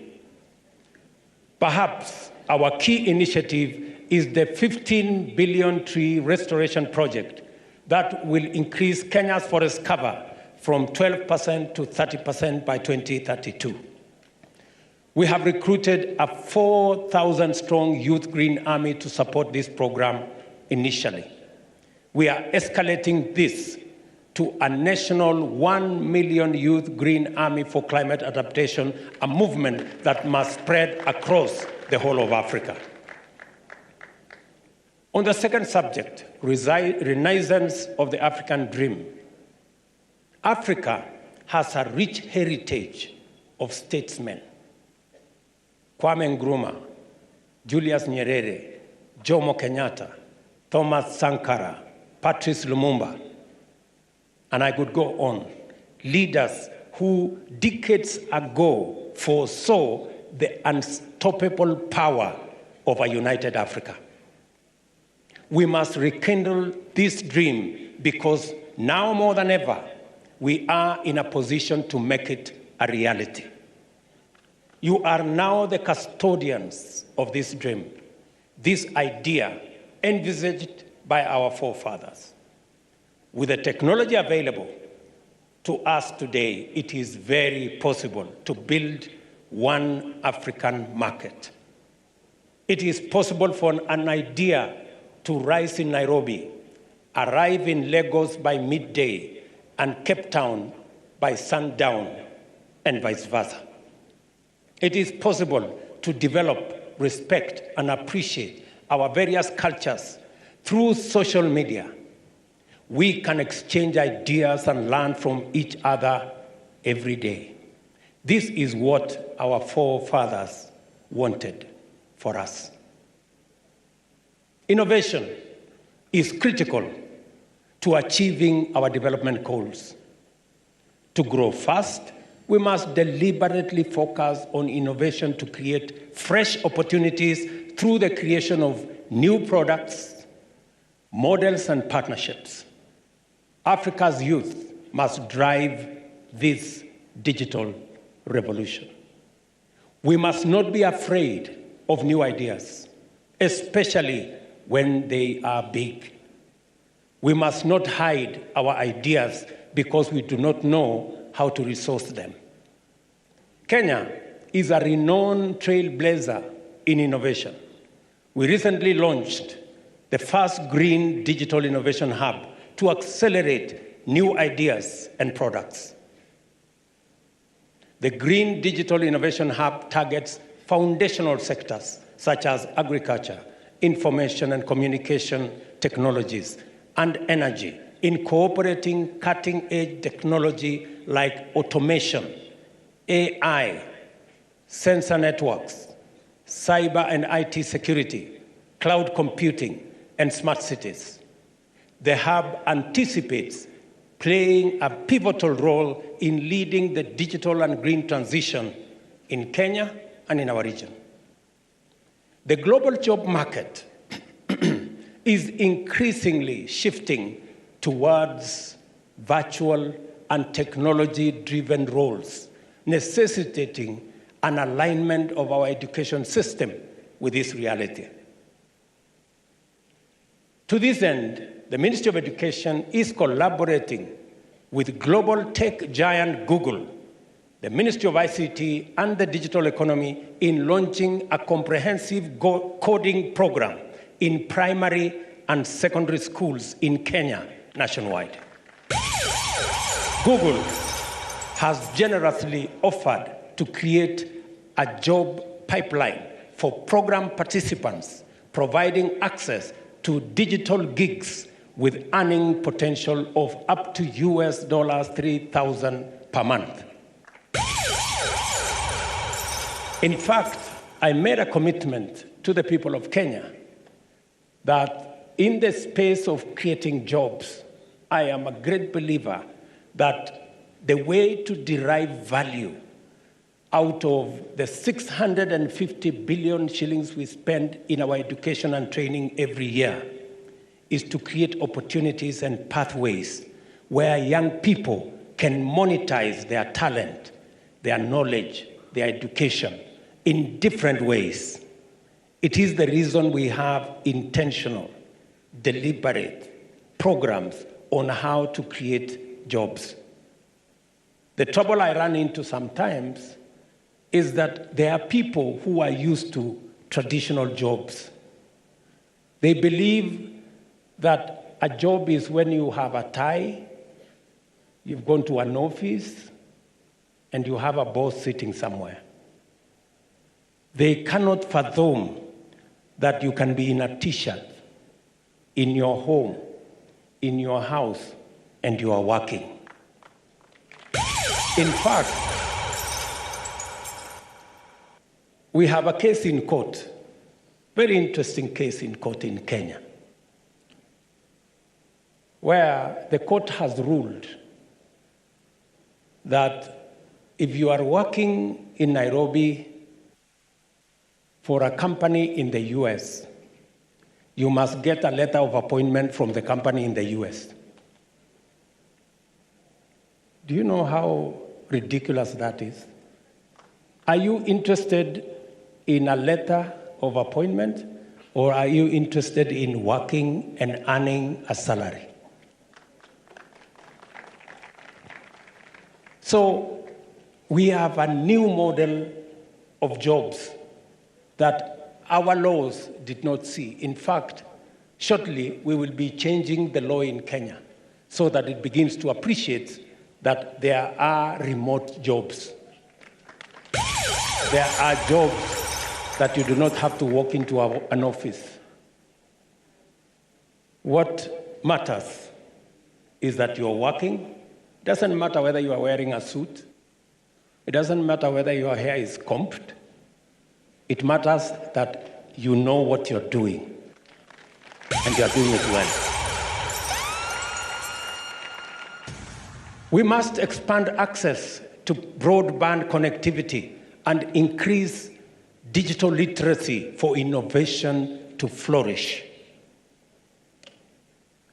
Kenya has launched an innovation master plan that charts a roadmap for long-term value creation and bets big on innovation dividends.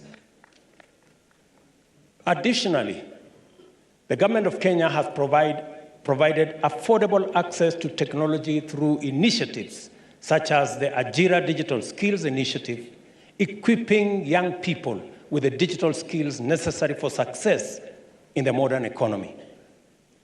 We are, for those of you who are Kenyans, you know we are rolling out 100,000 kilometers of fiber optic backbone infrastructure that is targeting health facilities, schools, and the judiciary, among other public institutions.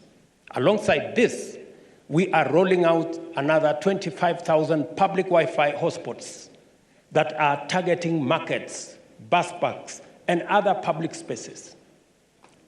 It should be possible for you to do business at the bus park because there is connectivity. E-commerce is the business of the future. We were going through the stalls here, and there are many innovations by many young people. I want to thank the Parliament of Kenya. They have just changed the law this week.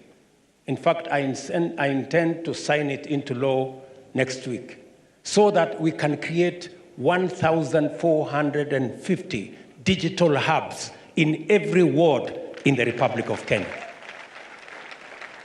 Again, to spur e-commerce, to create opportunities for creativity and the digital economy, and to also train the youth on digital technology and connecting them with jobs from around the world.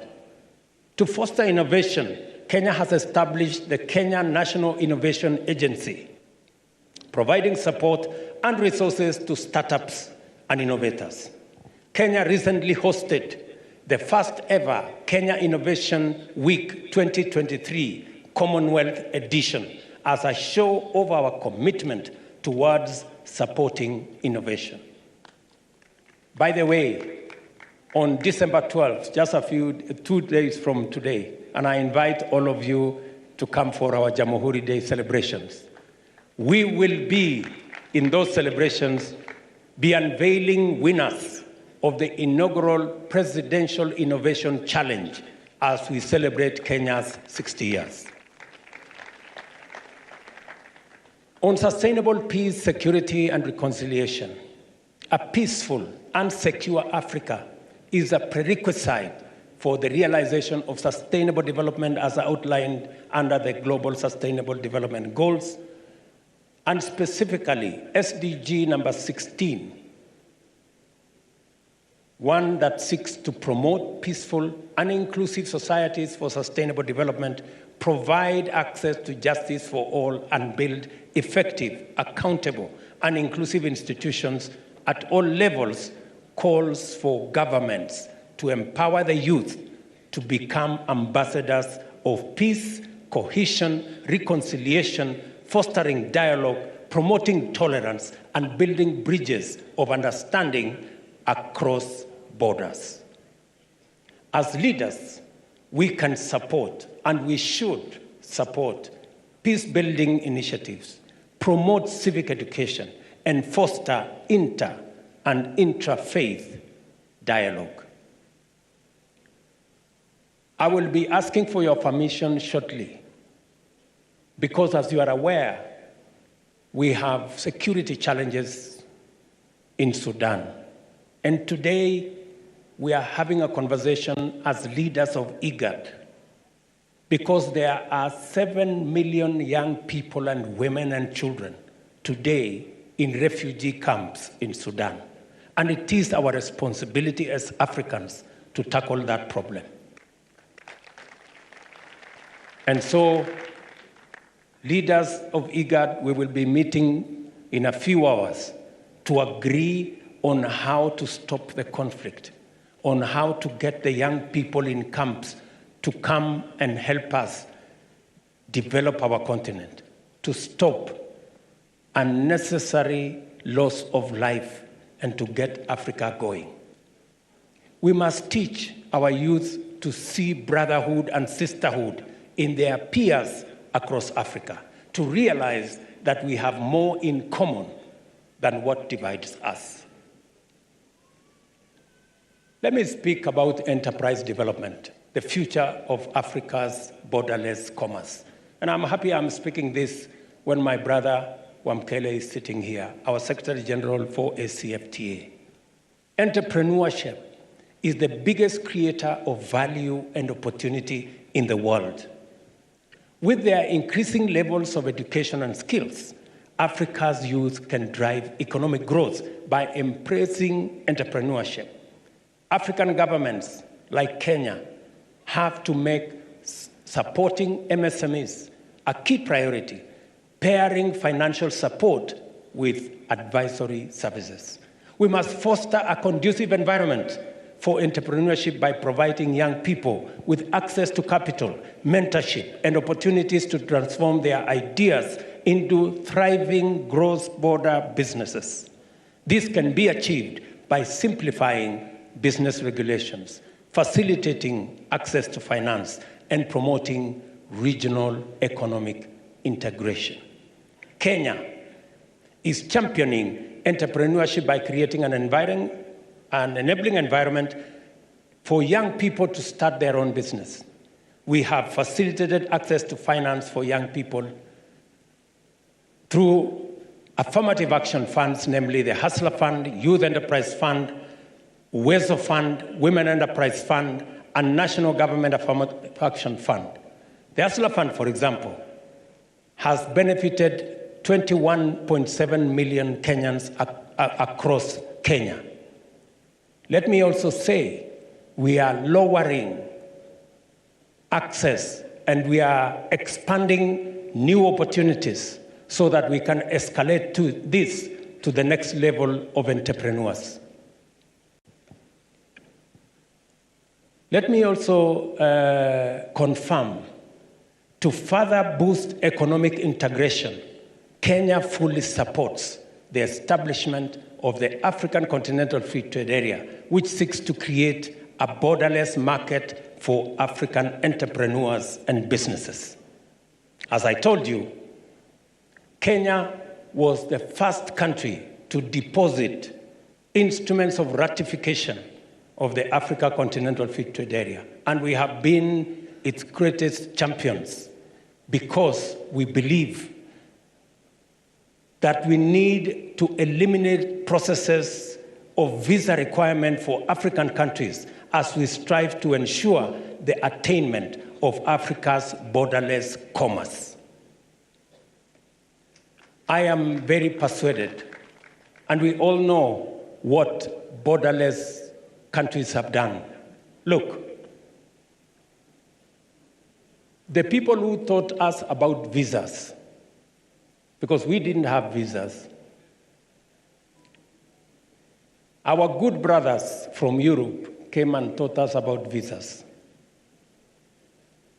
And I addressed the European Parliament a few weeks ago. A population of 450 million people, 27 countries. Today, the visas they told us, or they taught us, they themselves have abolished visas in 27 countries. They today are borderless. They are visaless. 450 million people. Explain to me why we should continue to have visas in our continent when those who taught us about visas have abandoned them.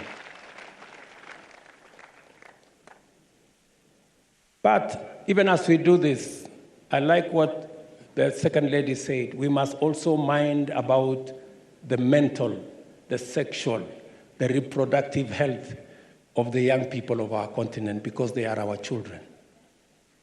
The total well-being of our youth is paramount for the attainment of our socio-economic aspirations.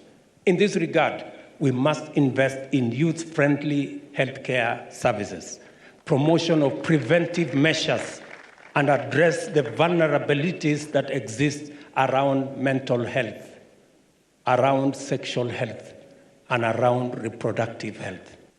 By expanding access to mental health services, providing comprehensive sexual education, and promoting gender equality in healthcare, among other initiatives, we will improve the complete wellness of our youth, allowing them the energy and freedom to focus on socio-economic development. Kenya has expanded access to mental health services through initiatives such as Mental Health Atlas of Kenya, ensuring that young people have access to the support they need. Additionally, Kenya has provided comprehensive sexual education through initiatives like the Life Skills Education Program, empowering young people to make informed decisions about their health. We also need to reimagine business for Africa's most important creative industry, the sports arena, and even culture. Africa's creative industry, sports, and culture are untapped reservoirs of immense potential. The potential contribution of sports and creative industries to investment and economic development is staggering. We must empower our young people to drive innovation, entrepreneurship, and job creation within these sectors. This includes investing in promoting cultural tourism and supporting the development of the creative industry. Kenya has invested in arts and culture infrastructure through the construction of a new stadium and theater, providing platforms for artists and performers to showcase their talent. Additionally, we have promoted cultural tourism through initiatives like the Magical Kenya Tourism Campaign, attracting visitors from around the world to experience the country's rich culture and heritage. Moreover, the government has supported the development of creative industries through initiatives like the Kenya Creative Industry Development Authority, providing resources and mentorship to creative entrepreneurs to expand their business and reach a global audience. In June this year, the government of Kenya launched the master plan to identify, recruit, nurture, reward, and monetize our creative, arts, and sport industries, dubbed Talanta Hela Initiative. The government has also unveiled the Talanta Hela app in October, where talented, creative, and sporty Kenyans can upload their videos to be assessed by a team of experts for linkage to nurturing, mentorship, and monetization. We are also committed to deploying sports as a magnet for integration, with this dream best exemplified by the successful East African Pamoja bid, under which Kenya, Uganda, and Tanzania will be hosting the Africa Cup of Nations 2027, our continent's premier sporting event. As we thematic areas, let us prioritize concrete actions and tangible outcomes. It is my expectation that this 6th edition of the Youth Connect Africa Summit will develop a roadmap outlining solutions to the issues facing the African young people. To the young people of Africa here today, you inspire me and you also challenge me. Your energy is unbelievable.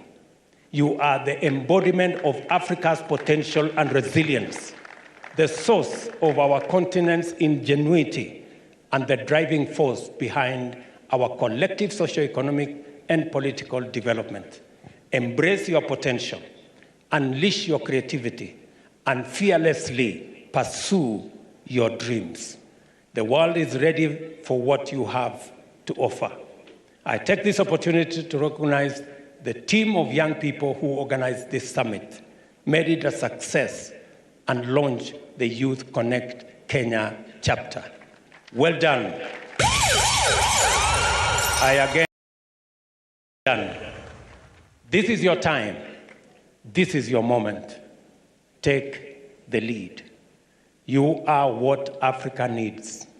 Aspiration number 6 of the Agenda 2063 of the Africa Union on an Africa whose development is people-driven, relying on the potential of the African people, especially its youth.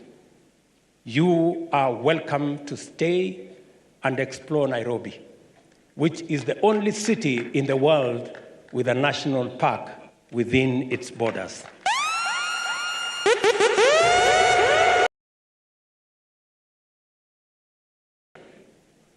By Lonely Planet, the most forceful tourist platform globally, Nairobi was rated the best city to visit in 2023. So enjoy this city. Please visit the Bomas of Kenya. Find time and visit the national museums. There is a nightlife in Nairobi. Enjoy. I will, however, warn you that because we have a national park right in the city, we have a fence, so you don't need to worry. We have lions and many other dangerous animals, but we have a fence.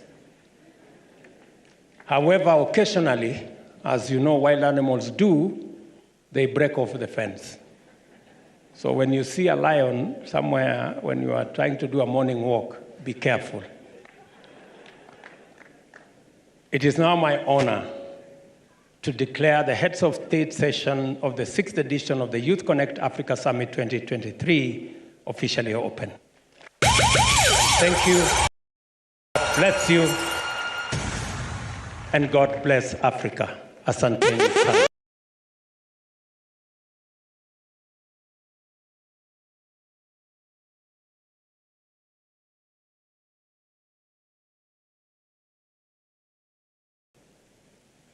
To move some remarks, some closing remarks. My brother, asante sana.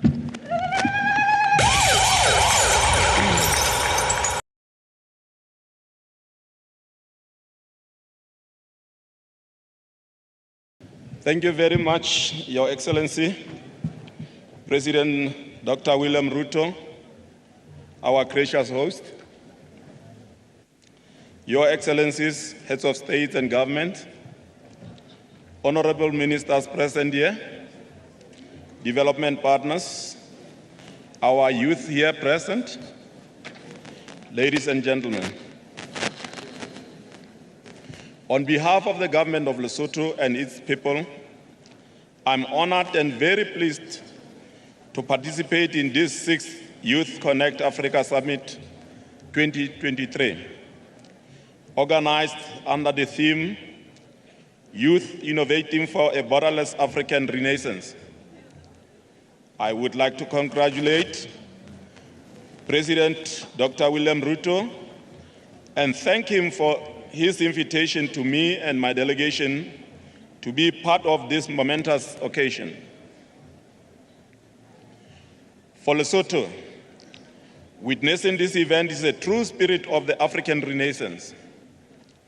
This will also be the first statement made on behalf of the Kingdom of Lesotho at the Youth Connekt Africa Summit. I would like to appreciate and congratulate President Paul Kagame for pioneering this initiative in Rwanda and the subsequent adoption by the African Union. As a vision for Africa's development and empowerment of youth, the Youth Connekt Africa is the shortest way of achieving a borderless African renaissance by harnessing the power of the youth and creating platforms for knowledge and experiences sharing, and to be part of the solutions for Africa's development. In this 4th industrial revolution, we cannot ignore the power of technology and digitalization. The youth should innovate more and come up with the modern solutions that makes us one continent that trades better and easier with itself. Although Lesotho is not yet a member of the Youth Connekt Africa, we are proud to have in the audience the youth from Lesotho, together with representation of the government at the highest level and the development partners working together to promote and create spaces for youth agency and development. I'm happy to inform the summit that in the lead up to the Youth Connekt Africa Summit, my government held a week-long event on what we are calling Sibabatso, meaning precious. The Prime Minister's Initiative for Youth Empowerment. This is an initiative I started as a pact for youth empowerment and development, to work together to enable access to opportunities, facilitates feasibility of youth and youth-led entrepreneurial and innovative initiatives and investment, and an avenue for partnerships and linkages with the private sector. Sibabatso is aimed at empowering the youth in Lesotho by providing them with a platform to engage with diverse partners, including the private sector, the United Nations, and other development partners, to showcase their talents, innovations, ideas, and businesses, and enable transformative and policy-informing dialogues. The top 10 youth from this initiative are here with us today. They joined my delegation to the Youth Connekt Africa Summit to enable them to interact and connect with fellow youth from the continent, to showcase their innovations and products, share ideas and knowledge, the solutions and the Basotho culture. We look forward to welcoming you at our pavilion.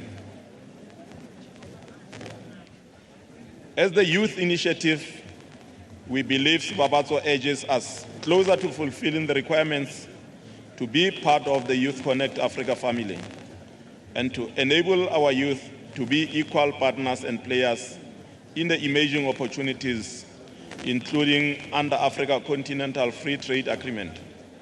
Under my leadership, Lesotho will work towards meeting all requirements of becoming a member of Youth Connekt Africa. We hope that by the time we meet again next year, I will lead my delegation as a fully fledged member. As the government of Lesotho, our commitment to the youth of Lesotho is to work together in building development solutions and create opportunities for integration beyond Lesotho. We are open and happy to learn from those that came before us, to shape and accelerate our processes, starting with Rwanda, then Ghana and Kenya today. This is the journey that we started with the United Nations Development Programme, UNDP, Lesotho, under the leadership of its representative, Her Excellency Dr. Jacqueline Oleya. We thank her and the rest of the UNDP leadership for working with us in empowering youth.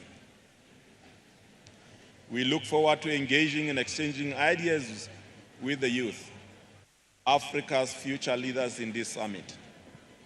I would like to see Africa that feeds itself and young people being the main farmers and trading among themselves. We need to be self-sustaining as a continent. And this goal can be driven by you, the youth of Africa today.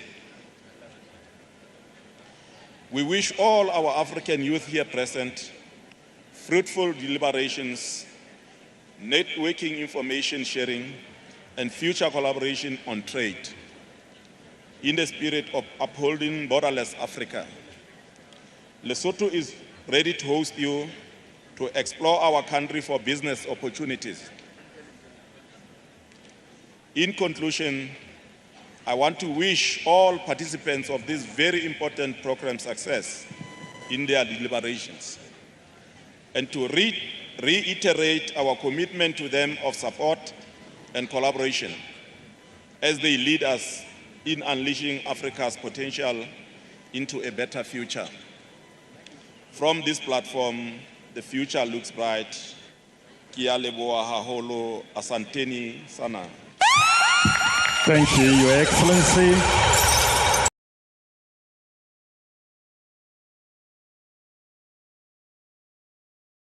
Into the details of the various thematic focus themes. And tomorrow we will be having our ministerial roundtable. And I want to use this opportunity to acknowledge all colleague ministers who are here, some of you representing your heads of state, and also as leaders of delegations. Let me acknowledge Minister Ahmed Al-Bazi, Minister of Economy, Industry and Investment of the Union of Comoros. Professor Adolphe Faustin Kenda, Minister for Education, Science and Technology, United Republic of Tanzania.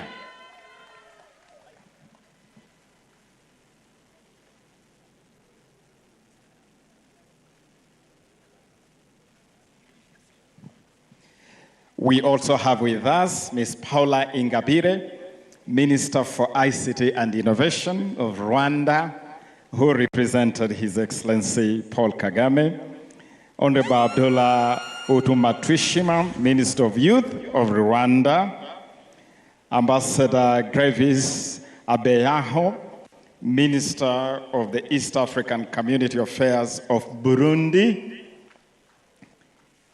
Honorable Leshane Pitso, Minister for Youth, Sports, Arts and Culture of Lesotho.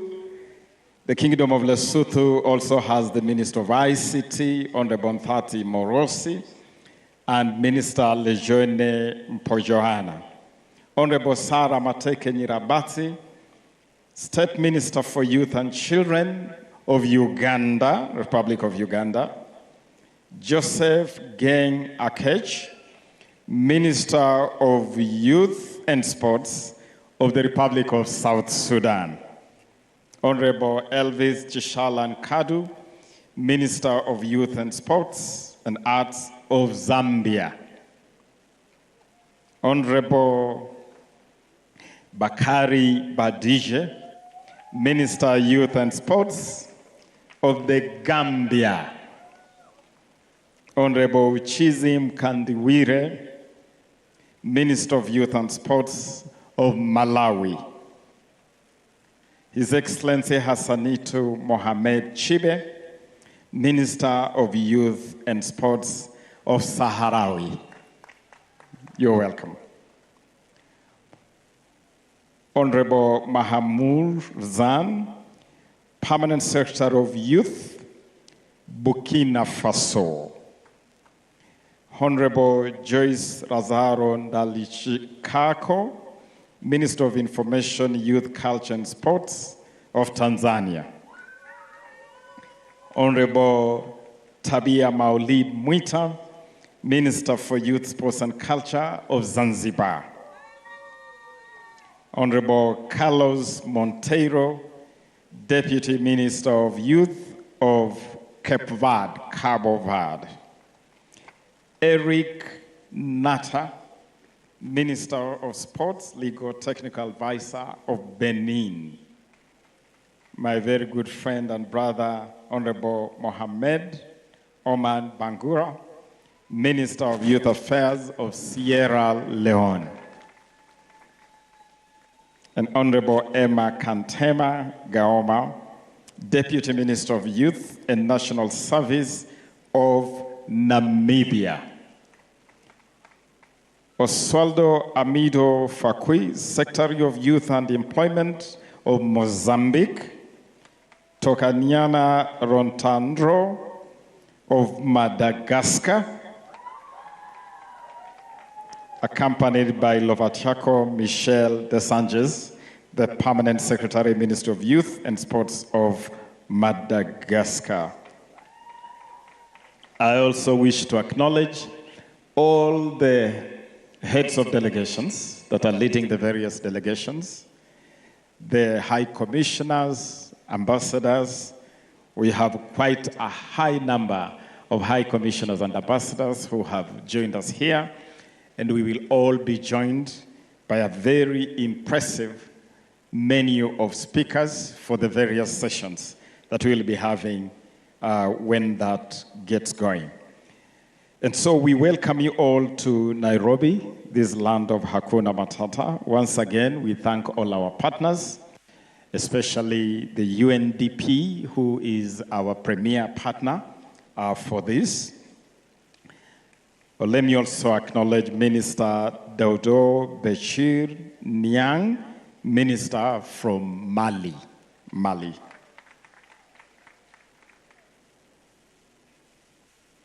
Yes. I'm thanking our partners, and we look forward to having a very robust engagement across the board. And it's not just going to be speech and talk and talk. This is also a summit where we will have some serious fun. Here in Nairobi, we call it sherehe. And so we are going to be speaking, conversing, and having some serious sherehe, some serious fun. We have a creative village where we'll be doing a lot of creative stuff.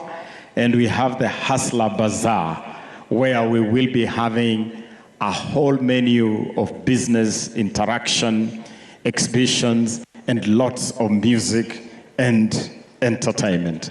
Allow me to end this session by inviting my brother minister from Comoros, who has a message of his president of Comoros to end this session.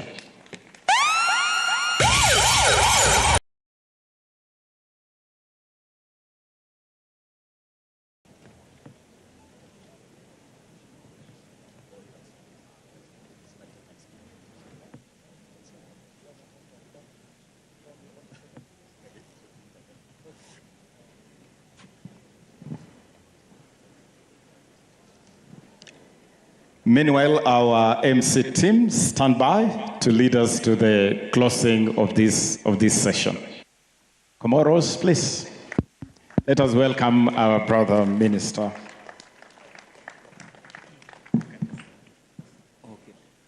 Asante sana. Nashukuru president wa nchi ya Kenya. I'm sorry, naongea Kifaransa.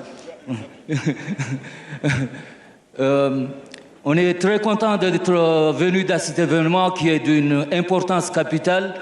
Moi, je suis ici pour représenter son Excellence, le président Azali Assoumani, qui est le président en exercice de l'Union africaine et qui porte lui aussi haut et fort la priorité de la jeunesse africaine est de promouvoir cette jeunesse qui est notre richesse à tous et auquel le président du Kenya l'a rappelé encore une fois.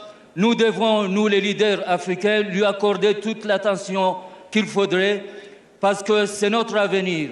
De saluer aussi l'initiative du président du Kenya qui va dans ce sens de promouvoir l'Afrique unie, d'abolir nos frontières et de créer une seule zone où tous les Africains pourront circuler librement comme dans un seul pays.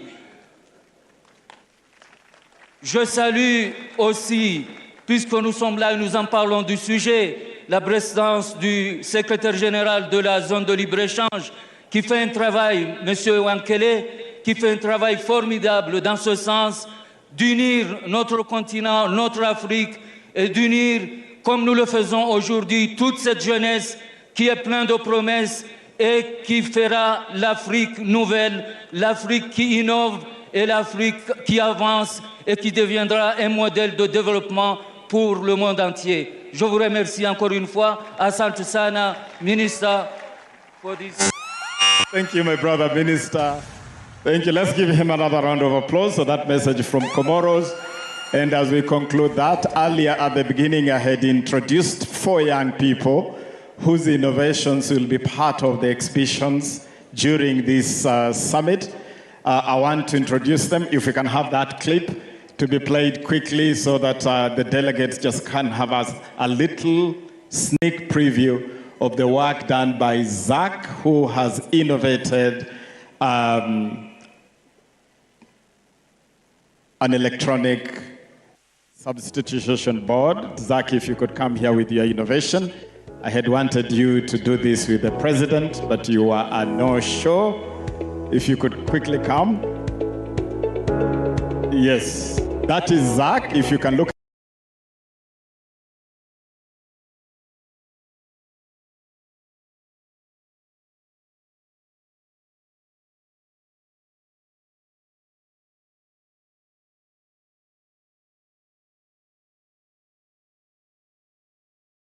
Kenya Premier League games, also watching EPL games. I saw there was a gap, and a gap that I saw was on when the referee wanted to do substitutions. In EPL, I saw a presentable electronic substitution board. But in Kenya, one day I saw just a plain paper sheet. To me, it was like embarrassing. Having done electronics engineering, I approached my colleague who is a Boniface, and we started. But so far, I think I can say that we are a very proud young Kenyan. Juzi, I was doing an exhibition at Nairobi University, and lucky enough, the CS Honorable Babu Namwamba was the one who was coming to see the exhibition that were being exhibited. He saw it, and he was much impressed to certain that he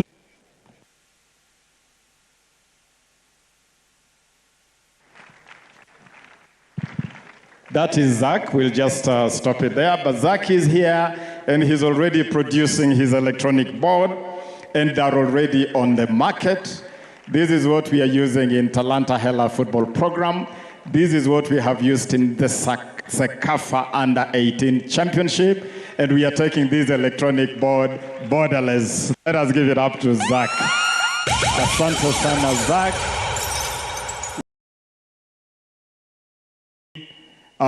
Clean gas that is being produced out of plastic waste.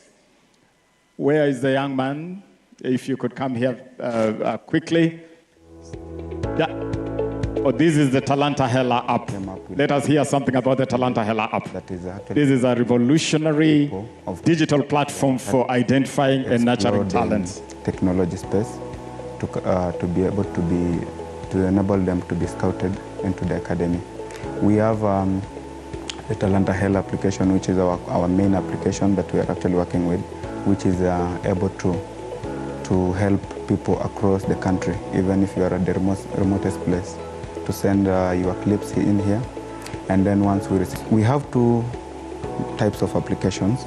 We have the one major application, which is the Talanta Hela public application, which is available on Play Store. And once you are able to access your Play Store account, you search Talanta Hela. Check. Hello, check.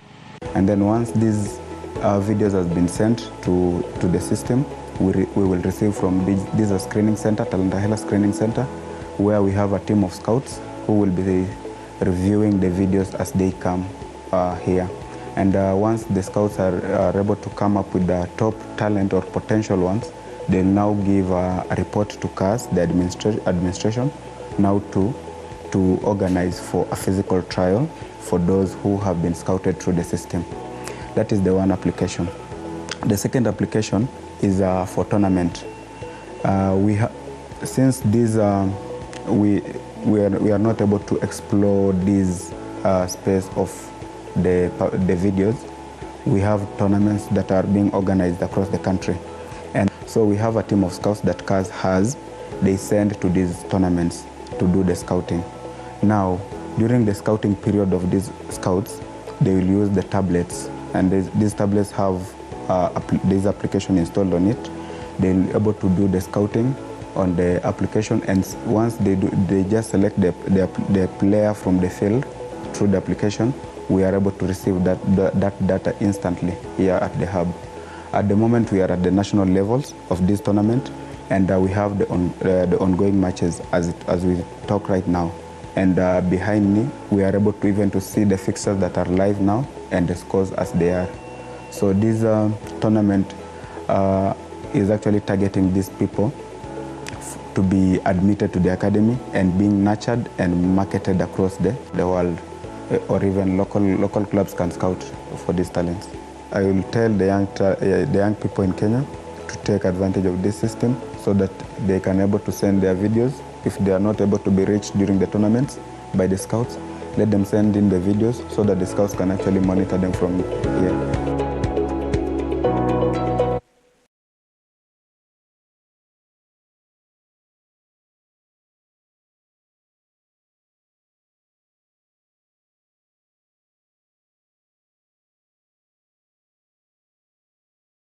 Jerry, if we could have that quick clip by Jerry, who is turning plastic waste into clean, green cooking gas.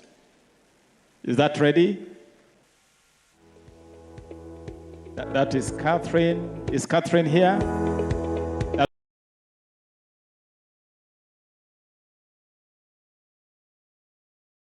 Brothers, two sisters. I grew up in a place called Soweto. My siblings and I had to walk for miles in search of food for cooking. And when coming back home, I will see our mom crying and choking from the smoke. I decided to start our company that converts plastic waste into clean cooking gas for low-income families in Kenya, so that I can solve the problem of lack of access to clean and affordable energy in our country. I saw firsthand the problem of the lack of access to clean and affordable energy in Kenya. We used to walk for miles in search of food. So given that I suffered the problem firsthand in Soweto, I came up with the innovation whereby we are converting plastic waste so that we can provide low-income families with clean and affordable energy. Our company is a very frontier company. We are the first company in the whole continent to be able to convert plastic waste into clean cooking gas. We work with community-based organizations. These community-based organizations, they collect the plastic waste on our behalf. We have a plastic aggregation center where they bring the plastic. The plastic is weighed, and then we... Thank you. I want Peter just to show his gas to the delegates. This gas is made out of plastic waste, basically transforming plastic waste and turning plastic waste into cooking gas, clean cooking gas. Amazing work that young people are doing. And now, Peter, as Peter exits, I want to invite the first African drone invention from Mali. I want to invite this young man to come and showcase this innovation from Mali, which is, and by the way, in the exhibition space, we are open to innovations from all corners of Africa, and registrations are still being made. So if you have a registration that has not been made yet, please bring forth your innovation for us to showcase it. And we have a standby filming team which will document your innovation for purposes of posterity and the record of Youth Connect. Now, this is a drone from Mali. Please help me.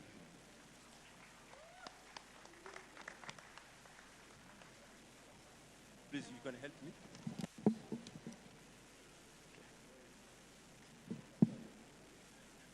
Do you want to? Okay, assist me, please. I'm coming.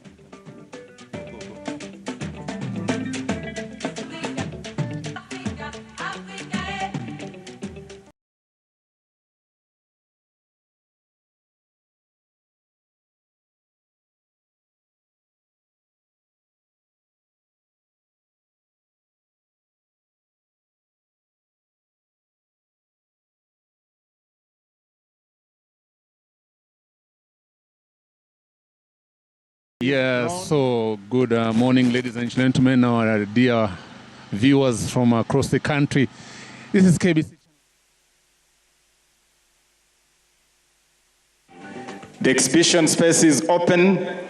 The entries are open. 1 minute, please. Okay. A drone all the way from Bamako.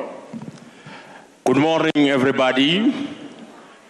Mambo for the Kenyan, Swaziland, and other Mambo for Chad and other countries. Salama for Guinea-Conakry, Ambaramogolu for the Francophone. Bonjour. I don't hear you. Mambo! Mambo! Hakuna Matata. So, je voudrais avant tout ici vous transmettre les salutations fraternelles, emblématiques et de haute portée de son Excellence le Président de la transition du Mali, le colonel Assimi Goïta, qui nous charge la délégation malienne constituée de M. Doudou Béchir Niang du ministère de la Jeunesse et des Sports, de M. Baber Abdou Diko du PNUD, de Mme Tatiana Choudi du bureau du PNUD au Mali, mais également de M. Mohamed Ibn Souri Diakité, de M. Abdoulaye Sall, Fanta Diaw, Fanta Sissé, mais également Asta Tangara et Sakale Traoré. Il nous charge de vous dire que le pays de Assimi Goïta dit Mambo au pays de Jomo Kenyatta. Alors aujourd'hui, nous sommes là pour vous exhiber un drone qui a été conçu au Mali pour vous montrer que la jeunesse africaine est là de la valeur, est là de la potentialité, l'ingéniosité, la créativité, la dextérité, la ténacité de la jeunesse africaine est simplement exceptionnelle. Et sans aucun doute aujourd'hui, l'Afrique peut compter sur cette jeunesse, que ce soit la jeunesse du Rwanda, la jeunesse du Kenya, la jeunesse du Burkina Faso, la jeunesse du Madagascar, la jeunesse du Swaziland, la jeunesse du Gabon, la jeunesse de la Mauritanie, la jeunesse du Comore, bref, la jeunesse africaine. United States for Africa. Stand up please. Stand up for Africa. All body, all person, stand up for Africa. Africa, Africa. YAF Connekt Africa. Repeat it, YAF Connekt Africa. Repeat it, YAF Connekt Africa. In Africa together we can. Hakuna Matata.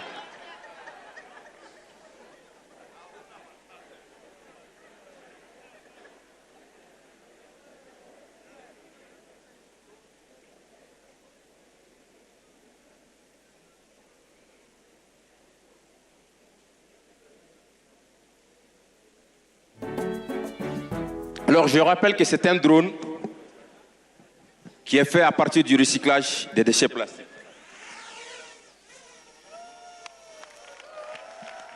That is an African drone. Let us applaud, let us give a standing ovation for this creativity all the way from Mali.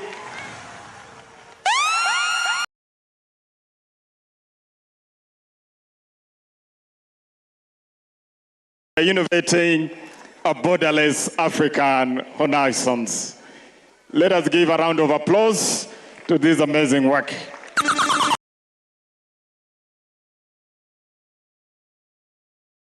Taking innovations from across the continent. Excellent, thank you very much. Thank you very much. Asante sana. Welcome to the land of Hakuna Matata. This is the land of Hakuna Matata. We will close this session quickly with another innovation from Sierra Leone.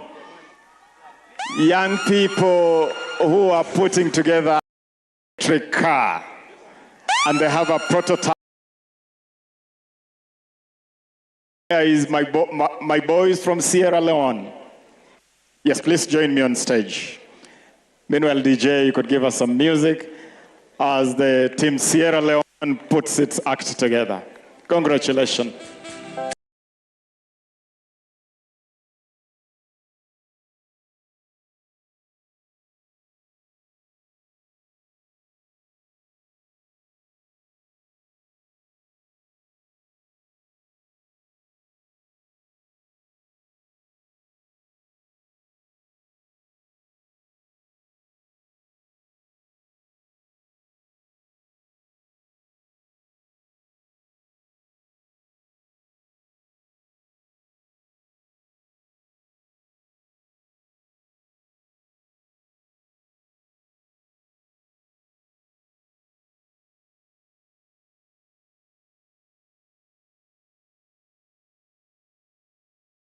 To public transportation. And all the transportation that we are available, we are actually toxic to him because he used to hang on the bikes going to his direction as he was a wheelchair user. That actually posed in me a particular challenge to come with an eco-friendly and, of course, disabled-friendly vehicle. So that led us to the development of the first ever solar-powered electric vehicle in Sierra Leone. We were unable to come with the actual vehicle, but we came with a small-scale model.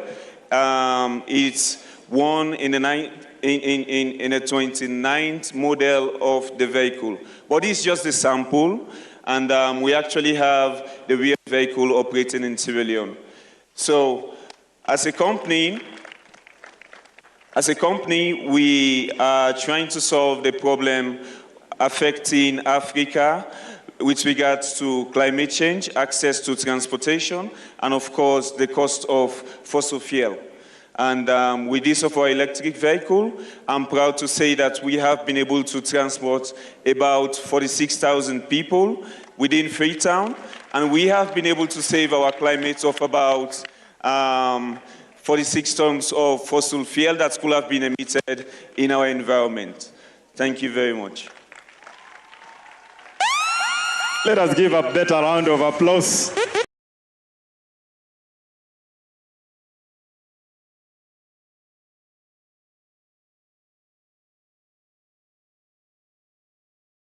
Minister Abdallah, I want my car. Minister. Or if the video is ready? If the video is ready,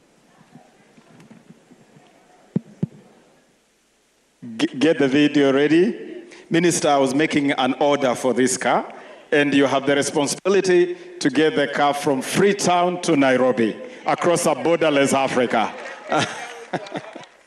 While they get the video ready, we have a video of that innovation.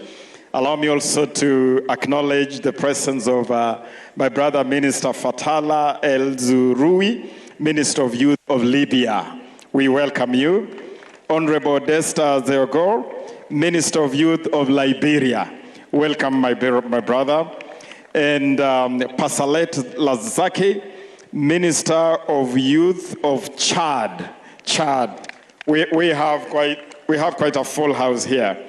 And also the Foreign Affairs Minister of Burundi, Ambassador Albert Shingiro, who is representing His Excellency President Evariste Ndayishimiye, President of Burundi. If that clip is ready, we will play it quickly. If it's not, I'll ask my brother Abdallah, who will invite a couple of speakers that will conclude this session. Minister.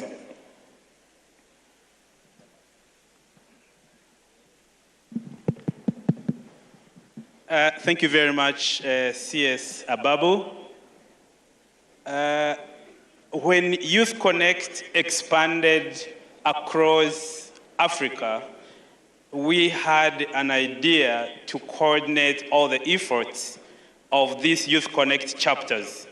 So we have a Youth Connekt Africa hub, which is connecting the efforts in countries.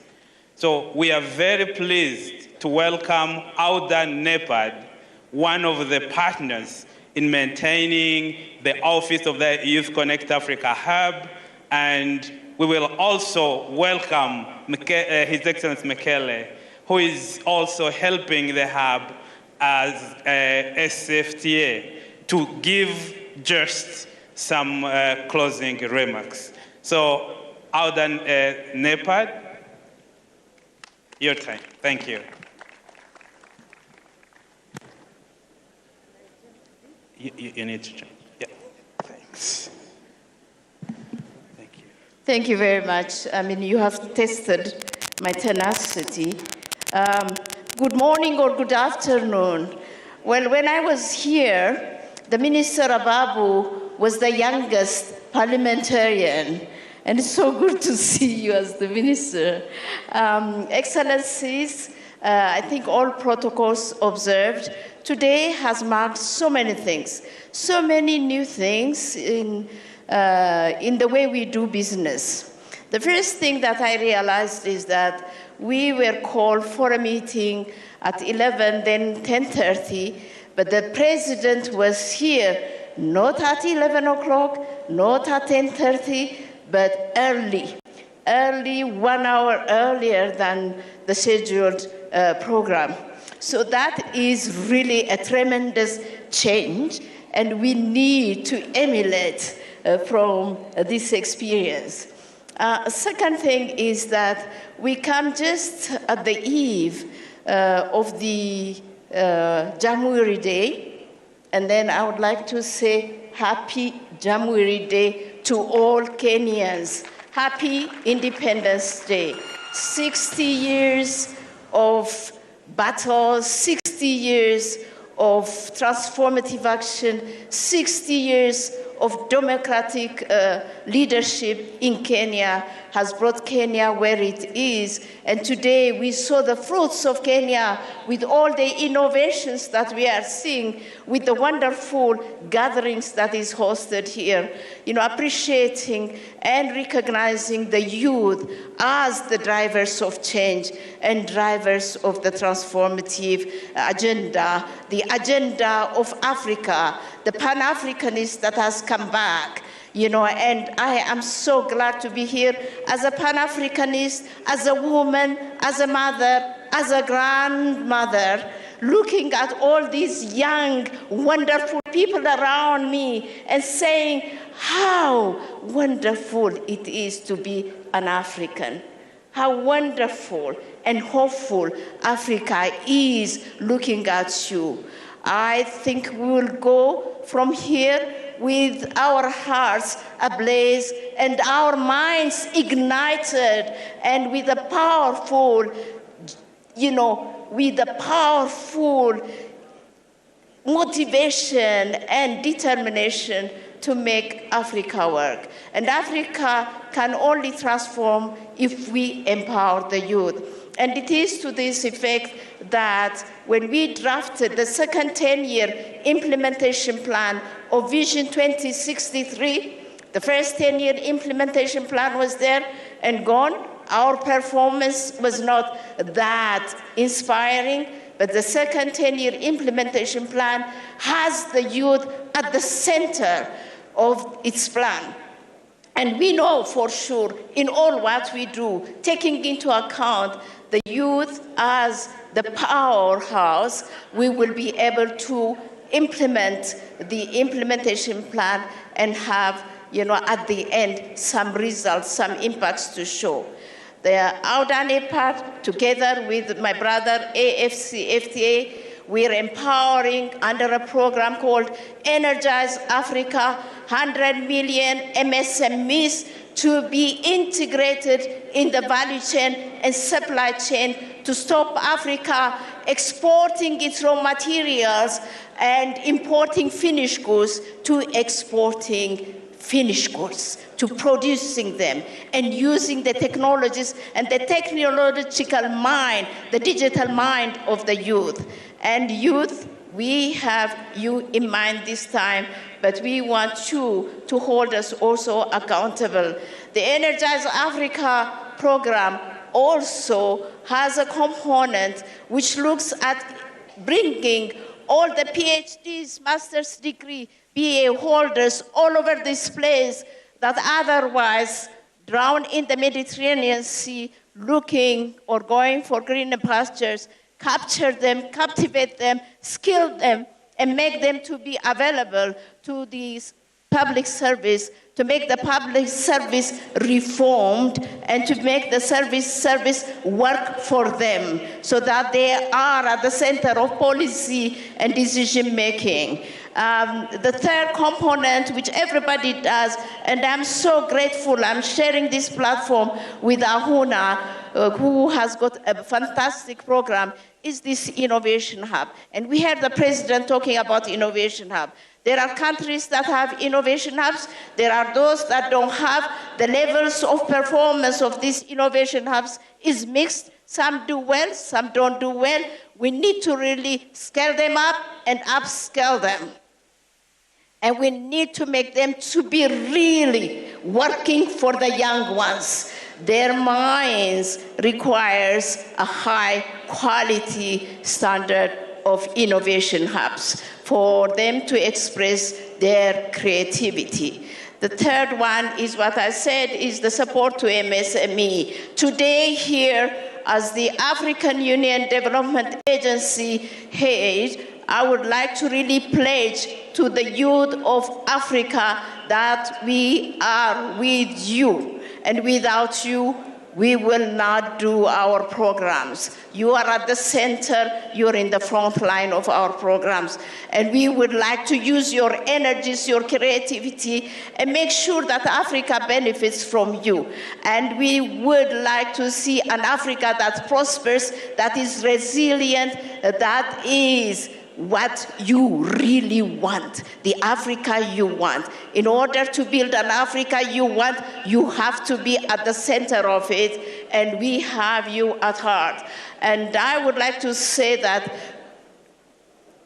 Africa Connect, or Connect Africa, or, this program is really part and parcel of the African Union. It has adopted as one of the African Union programs for Africa, Connect Africa, Energize Africa, and all those that work in the space of youth empowerment. We would like them to work together, have a synergy, and upscale and scale up to meet the demands of African youth.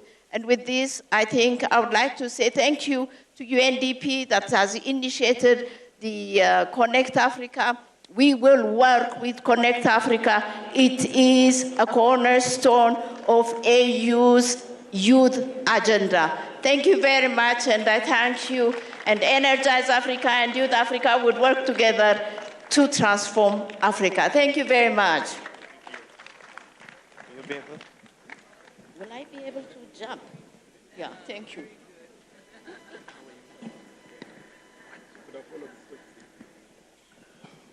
Well, thank you very much. The Vice President of the Republic of Kenya, the Right Honorable Prime Minister of Lesotho, ministers, distinguished guests, it's a pleasure to be here with you today. I was also a victim of the Change program, having arrived early hours of this morning. This is the third edition of Youth Connect Summit that the AFCFTA Secretariat is participating in.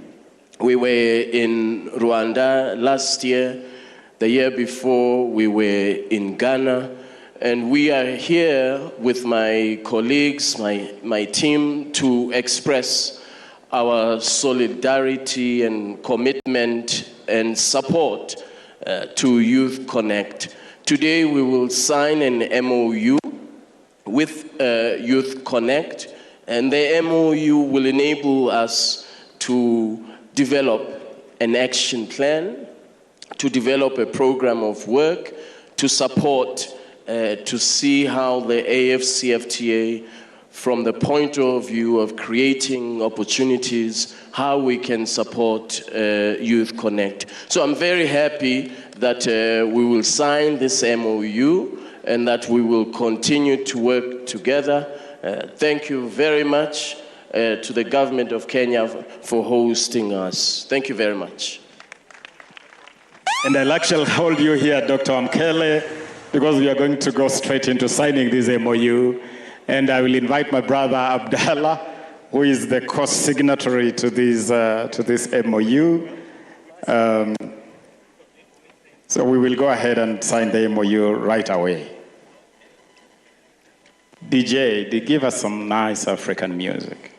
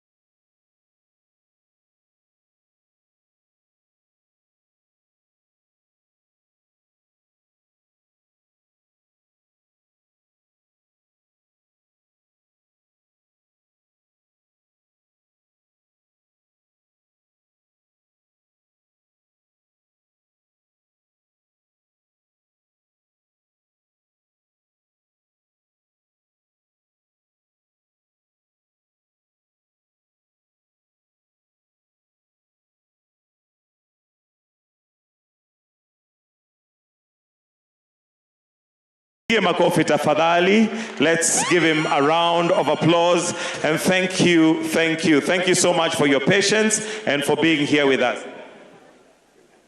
All right, and at this point, I want to call Goody himself to come and just give us a hype as we finish. Why don't we put our hands together as we welcome him to give us the final hype, and after this, we're welcome to exit and proceed to the other meeting rooms that we may be involved. I'm sure as per the schedule and the program, you'll see where they are. There is marking, there is direction, so we can do that. So, karibu, tuamshe tafadhali. We've been sitting for long. All right, thank you so much. Africa, oye! Asante sana. One more time, Africa, oye! Thank you so much. I'll request each and every one of you to rise on your feet as we come to the end of the session. And thank you so much for making time. Again, if you're not from Nairobi, Kenya, asanteni sana na karibu sana Kenya. DJ Rude Boy from Energy Radio, if you can play some music, that would be so cool.